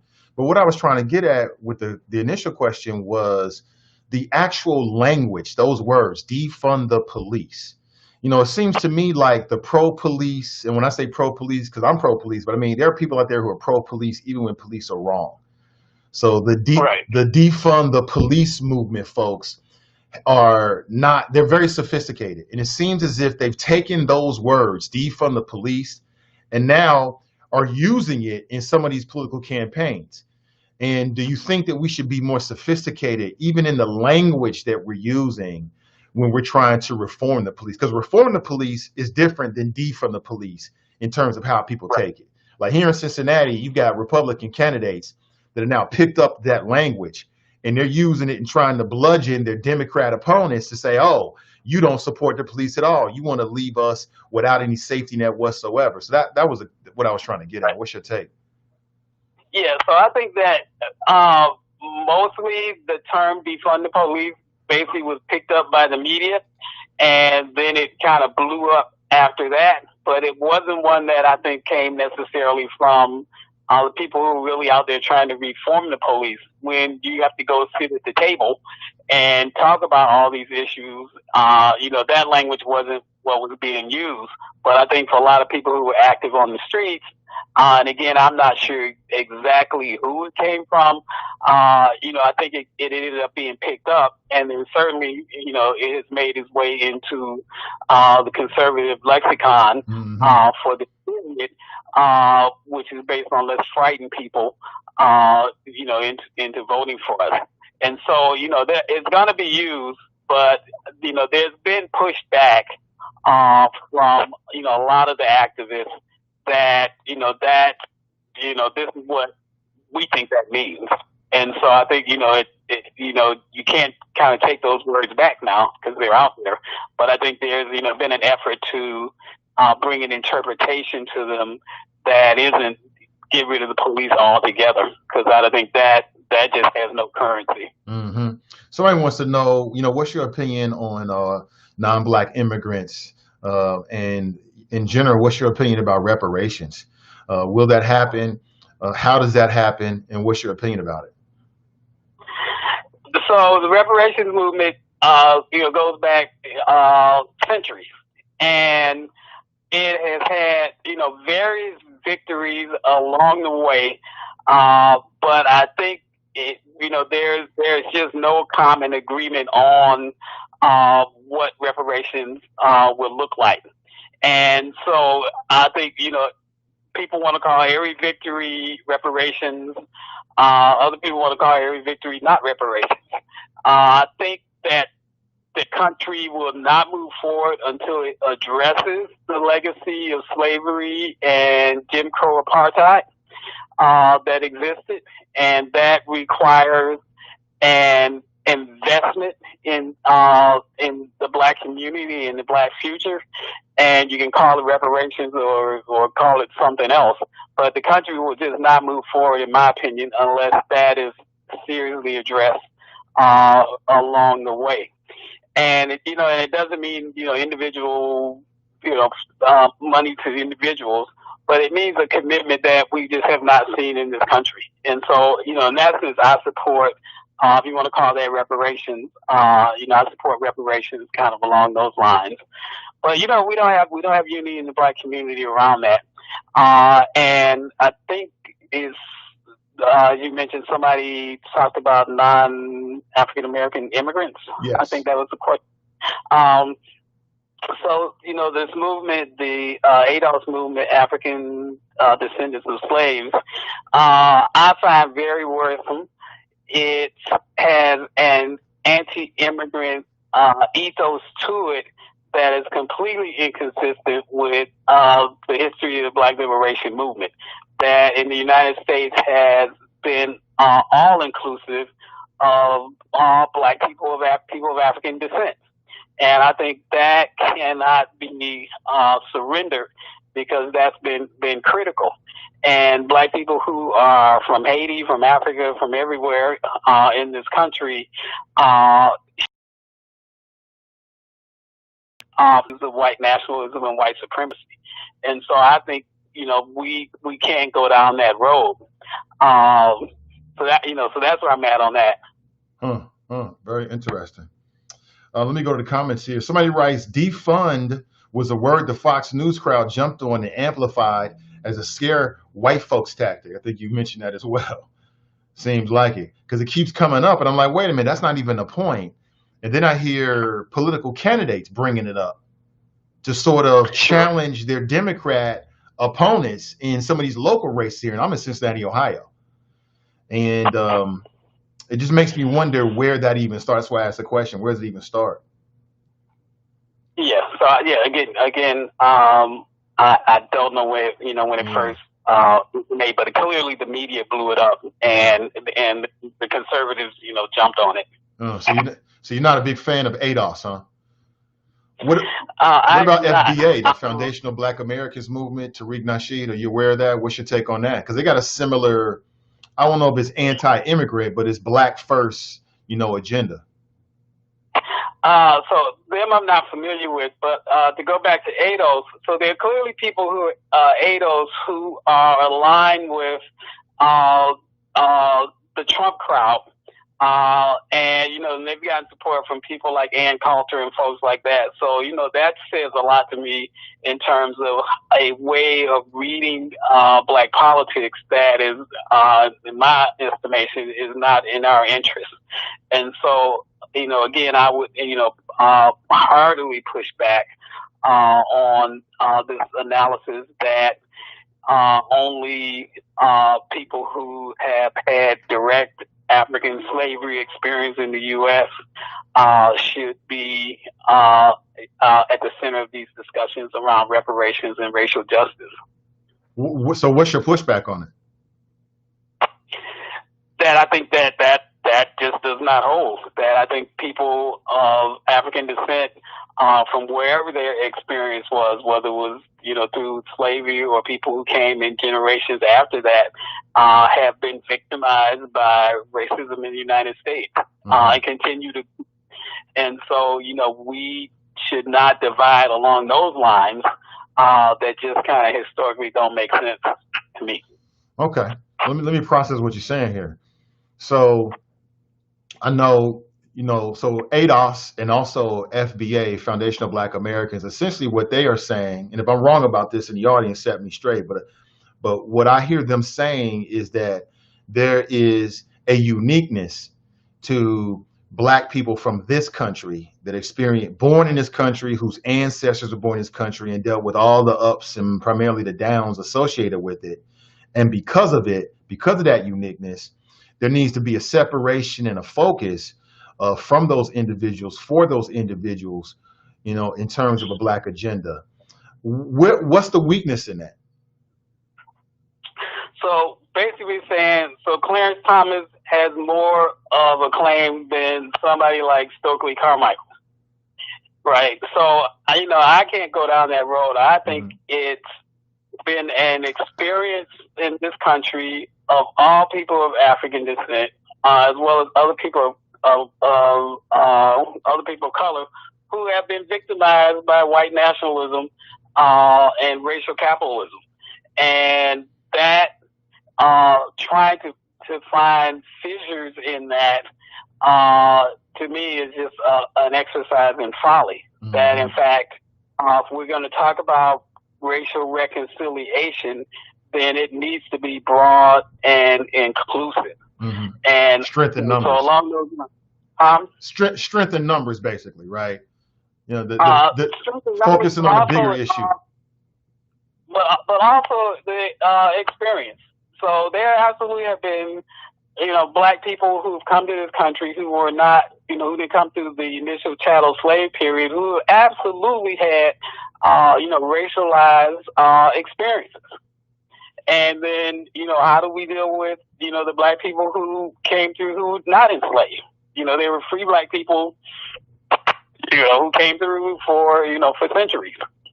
I just think, drawing these fine lines feeds into both an anti-immigrant politics as well as into a conservatism that, is not in our interest. So ultimately, you're saying you don't think that, these black agendas and black lit organizations like ADOS, FBA, or any other that have a similar sort of like, mentality will ultimately work.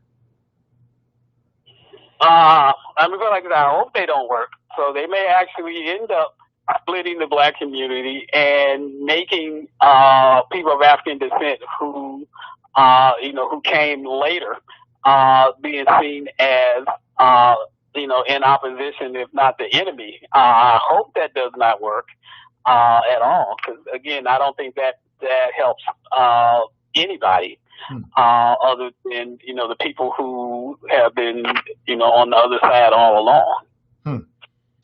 Well, Clarence, listen, I appreciate your time this morning. I really appreciate you. If people want to catch up with you or follow you, where can they find you online? They can always track me down. My email address and everything is at Howard University, so people can kind of reach me through that. Okay. Well, Clarence, good luck with everything, and appreciate your time. And I definitely want to catch up with you when your book drops. All right. Thanks so much, man. Yeah, I appreciate you. Yeah, most def. That's Clarence Lusane, everybody. Activist, author, professor. Interesting. What do you think? 513-873-7134. All right, I'm going to take a quick pause. And it's going to be a very quick pause, maybe just a couple of minutes. And then we're going to come right back. This is the Nathan Ivey Show. I'm live, I'm local, and I'm vocal. I want to give you a recap on what we discussed this morning and also talk to our sponsors. Don't go anywhere. This is Zoe Wesson. What side of history do you want to be on? The right side, or one where black people continue to be underrepresented in Hamilton County? Now's your chance to end 230 years of exclusion. In Charlie Winburn, we have a man that's received the Cincinnati NAACP President's Award, who fought on the Ohio Civil Rights Commission for 6 years, who received the Baptist Ministers Conference Community Service Award. Charlie Winburn has received the Southern Christian Leadership Conference Award and was honored by WDBZ The Buzz as Pastor of the Month. We know Charlie Winburn, and he knows us. He's the right man to put us on the right side of history. On Tuesday, November 3rd, vote for Charlie Winburn for Hamilton County Treasurer. I am Charlie Winburn, and I'm asking you for your vote on Tuesday, November the 3rd, paid for by friends of Charlie Winburn. The Nathan Ivey Show is supported by listeners. Go to www.patreon.com/Nathan Ivey Show and help Nathan keep the show independent. You're listening to the Nathan Ivey Show. One man, one microphone, one mission. Now let's get back to the flow. As I said, real quick, family. Real quick, we're near the top of the hour. You've got me up until 10 a.m. this morning, and then I got to make a quick move. All week long, the show is starting at 7:30 a.m. 7:30 a.m. all week long. We're moving up the time frame of the show, at least for this week. 7:30 a.m. Just kind of put this in your mental Rolodex, your calendar, whatever. We'll be going live at 7:30 a.m. throughout the rest of the week. All right. I want to see where the audience is. And plus, I have a kindergartner in virtual learning. And my wife and I are working parents. At this point, we're working from home. And we're sharing the duty to make sure that our son has the attention that he needs so he can be successful and be focused. Like I'm looking at the camera, that's difficult for him as a kindergartner, as I'm sure it is for your kindergartner, your first grader. These young people are absolutely adorable and hilarious with their responses. I mean, I didn't even know I was going to have so much fun with it. But of course, it does take my time, and I'm a family first black man. Family becomes before anything else, even business to show. Nothing's more important than family. That's why I do what I do for the family. What do you think about Clarence Lusane? If you want to share your thoughts, I will try to make this his own podcast, and I'll put it on nathanivey.com, and you can check it out, just that interview, and check it out for yourself.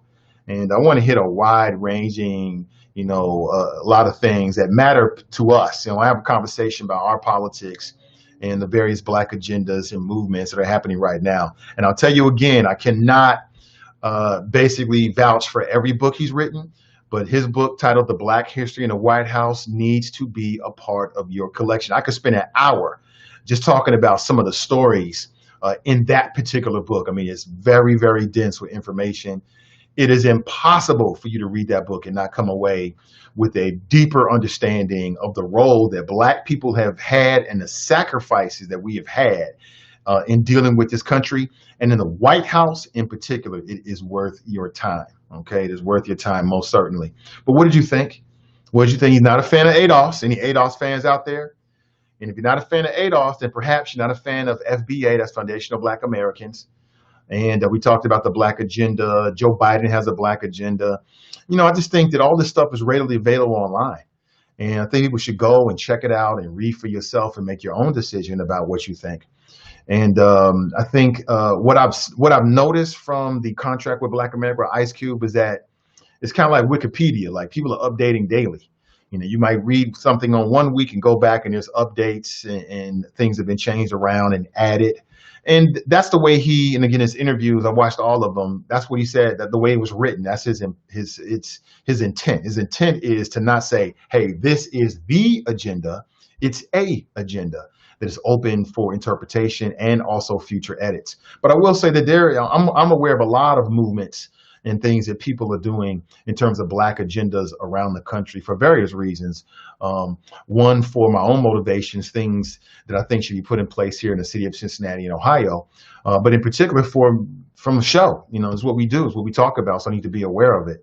And, you know, there were some things that I thought were left out of contract with America, but perhaps so added, you know, as it grows. I like the idea of it. I like the conversation. I think that people like Ice Cube and others start the conversation, but it's on the individual to close that gap. You know what I'm saying? They can't do everything. You know what I'm saying? It's really on us. Same thing, I hear people bringing up reparations. Like, if you're really serious about reparations, then wherever you live, whatever city, state you live in, you should be starting that conversation right then. You know what I'm saying? Because if reparations are ever going to happen, it's going to be bigger than just a president who says, I'm open to it. It's going to be bigger than that. It's going to take more than that. It's going to take a support from Congress. That means the U.S. House of Representatives, right? That means the U.S. Senate, right? That's where this conversation should build. And to me, those conversations start locally. You know, you got U.S. reps, people that are running for U.S. reps in the state of Ohio. Then a part of those conversations should be how they feel about reparations, how they feel about these particular agendas and issues that affect us. It may not seem like it's like a straightforward conversation, but in fact it is. In fact, it is. So if you're serious about reparations, that conversation starts at home. It's a local conversation. It starts with your state reps, right, to Congress. It starts there. It starts with anybody who's an elected official, in my humble opinion. But that's just me. What do you think? What do you think? 513-873-7134. And what do you think? Let me put this back on the screen again. What do you think the CPS is going to do today? I want to make, if you don't get any information, I want you to get this local information. CPS is having a big meeting today. They're going to discuss blended learning and also athletics. I know it's a lot of, you know, tempers and attitudes about CPS and the superintendent and her decision about athletics. I support it from what I understand it, and I'm impacted by it. I'll say it again. I'm impacted by this. When I talk about CPS, I'm a CPS parent. When we talk about athletics, I have a child who's doing athletics right now. It impacts her. You know what I'm saying? So this is not just some theoretical conversation, something to talk about. This is something that we have in common, if in fact we have it in common. But let's go back to the phones. Hey, good morning and welcome to the show. Morning, Nathan. It's Kevin on the cell. How are you, sir? I'm doing great. Kev on the cell. Happy weekend to you, hopefully, man. How was your weekend? Yeah, it was good. It was good. Spend time with family. Good. That's always good. That's always good. Welcome to the show. What's on your mind, brother? Made some progress with assets. That's a thing. Let's keep making progress with assets. I like that. And stop buying liabilities. But the thing that's been bothering me is this local versus national thing. And one of the things that I do agree that local politics actually does. I almost said that word. We can't say that anymore. It doesn't have the same foundation. It's that word Trump, by the way. I'm not saying Trump's the national, but the thing that the thing that gets me is, for many years, the states' rights issue was a huge issue for our country. You know what I mean? And it is kind of what allowed many of the injustices that occurred in the past to occur. And we've circled back to the point now where the people who were most helped by the fact that there was federal oversight are now saying that federal oversight doesn't matter. If you don't have a president in place that will tell the Justice Department something is wrong, the Justice Department will not do anything. And the Justice Department is not a local or a state agency. So now you've got folks in a position where, okay, you get great leadership in place, blah, blah, blah, all that stuff happens, but you still have some sort of infraction or injustice that happens on a local or state level. And who is oversight for those people? Well, it goes back to the person that's in control of the federal, right? And so now you're losing ground where you think that you're gaining ground. So this whole thing about how, the national doesn't matter and, just go, no, the national matters. A person that is in control, that is in charge, that is the quote unquote commander-in-chief who literally can direct our armed forces right now, is not a person that should be at that control. We got to stop saying it don't matter. I'm not going to vote for, and I'm only going to vote for. All the people, if you keep listening as much as I'm listening to the people that are saying I'm not going to vote for, there's a guaranteed win for the guy that's already in office. If I'm not going to vote for, keep saying I'm not going to vote for. And I don't know about you, man, but this dude, now you got more stuff coming out about this dude, right? You got more things that are coming out and being said about this guy. Well, I knew about it. I didn't want to scare anybody. Man, I'm a father. It might scare you. It might scare my child to death, the words that come out of my mouth. But if that's going to keep you safe, I'm going to say those words. I'm going to figure out a way to say them so that they don't scar her, but I am definitely going to tell her the truth. That is what a good leader would do. A good leader would find a way to couch the information that they were going to give to the public in such a way that they would not be harmed by it, but still would be aware and would be able to make good decisions. Not, I'm going to lie to them because I don't want anybody to have a panic. I keep hearing those same words, man. Oh, well, local's more important, the state's more. It is important. It is, absolutely. But there is some federal oversight, and there are some policies that are above the pale when it comes to local and states. And so we do need to make sure that we're keeping conscious of the fact that, something bad happens in Cincinnati, and everybody's like, well, we need to hold the police accountable for what just happened. And they're like, well, who would do that? The Justice Department. Who's in charge of that? Trump. What's the chances of anything happening? Not much. All right. You have impeachments where there's a great big process that happens and nothing comes of it because you knew what was going to happen before the impeachment process began or ended. I don't know, man. It's just, those are what you think. I think that, I think the closer you are to the races and the politics that you're voting on or about has more of an impact to you. That's what I think. I think all politics are local first. And I think, my point in saying what I said earlier was there's a lot of people that's dissatisfied with the whole vote for president. Now, I understand some of the nuances. I understand the difference between the candidates, but I think that all politics are local, and that phrase is true. I agree, but I'm still saying to you that, again, there is a reason why. There's a reason why the system is created the way it's. Whether you like it, hate it, or whatever, there is a system that exists. There are three branches of government for the country, And those branches of government are have equal levels of power. One of them is the executive. The chief executive is the president of the United States. That power does not filter down to the states. It doesn't. That's why it exists at the federal level.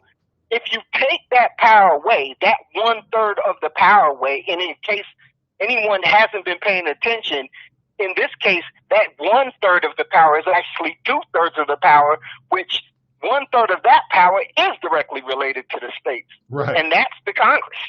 You know what I'm saying? So if you take that power away, you basically, I don't care what you're pushing for on the state level and the local level, because the federal can actually come in. Let's put it where everybody can get it. Your governor cannot come in and say, we're putting this country under martial law, but your president sure can. Yeah, but there's things that you can do locally that the president can't do. So I think they're both important. But as I said, all politics are local. Focus locally. That's where you're going to have the biggest bang for your vote. Okay, I'm not arguing that the federal level doesn't matter. We know that. But, you know, the closer you are to who you're voting for and what you're voting about is going to have a stronger strength of relationship and a stronger strength of impact. That's just how I look at it. So I'm not disagreeing with you. Well, I am sort of disagreeing with you, because there's one contingency that people aren't paying attention to, right? What's that? There is no local or state power if martial law is called. There's none. It suspends the Constitution. It literally suspends the Constitution. The guy that is currently in office has the power to literally say, I am going to suspend the Constitution. I'm not fear-mongering. This is part of an actual thing. It's an actual right that he has, an actual power that he possesses. You suspend the Constitution, none of that other stuff matters. The Constitution is literally suspended. That means your rights are suspended. That means that I can now go in and I can tell everybody, y'all ain't allowed to come out your house. True. That's an extreme example. That's an extreme example, though, Kev. But you're right about that. I'm not disagreeing with that point. Guy. We have an extreme guy. It's not like it's beyond his pale, man. That is something this dude would consider. The same guy that would tell you to drink, and he didn't say it that way, so I hate misquoting him, but the same guy that would posit a potential cure for a virus that he doesn't believe is potent, but he knows is, and would come out and say, hey, you know, we could consider possibly, you know, like injecting light into people, right? That guy may not be bright enough to know that martial law is like a super bad idea, right? He might not understand that, like, it's the last level of. He may not be the guy that should be in charge of pressing the button that could end the world either. I mean, that's just another extreme situation as well. But that might not be the person you want running the country. And so to keep saying that, well, you know, I mean, you know, local is more important than this, and that. Don't disagree with you. But I've got to say that if you have an imminent threat, it's an imminent threat. If a person is standing in front of you with a weapon and you think to yourself, this is a nice guy, I've known him all my life and he won't shoot me, that does not mean don't duck. I get you. Hey, Kev, I got to make a move, man. My son is in virtual learning. I got to relieve the wifey, but I appreciate you. But again, I don't think that one is necessary. It's not a zero-sum conversation. Because you believe that local politics is important doesn't mean you don't vote nationally. Doesn't mean that. It's not zero sum. It's not one or the other. It's both. But just understand that's what people say. That what you do locally is going to have more of a more immediate and probably more enduring impact than anything else because it's close to your house. But I got to make a move, Kev. Thanks for the call, man. You blessed, bro. Yeah, always. Same to you, brother. Hey, listen, thank you, everybody, for being here. I really appreciate it. Please like and share today's show throughout the day. If you like this content, please like and in particular share it. I'll be back and better than ever with you tomorrow morning at 7:30 a.m., everybody. All week long, 7:30 a.m. I'll be with you, and we'll chop it up on all the day's politics. You never know who I'll be speaking with. Shout out to Team and I. Shout out to the Choppers, right? Appreciate you. Please subscribe on YouTube. I really appreciate it. And I'll be back with you real soon. I'm Nathan Ivey, and I'm out.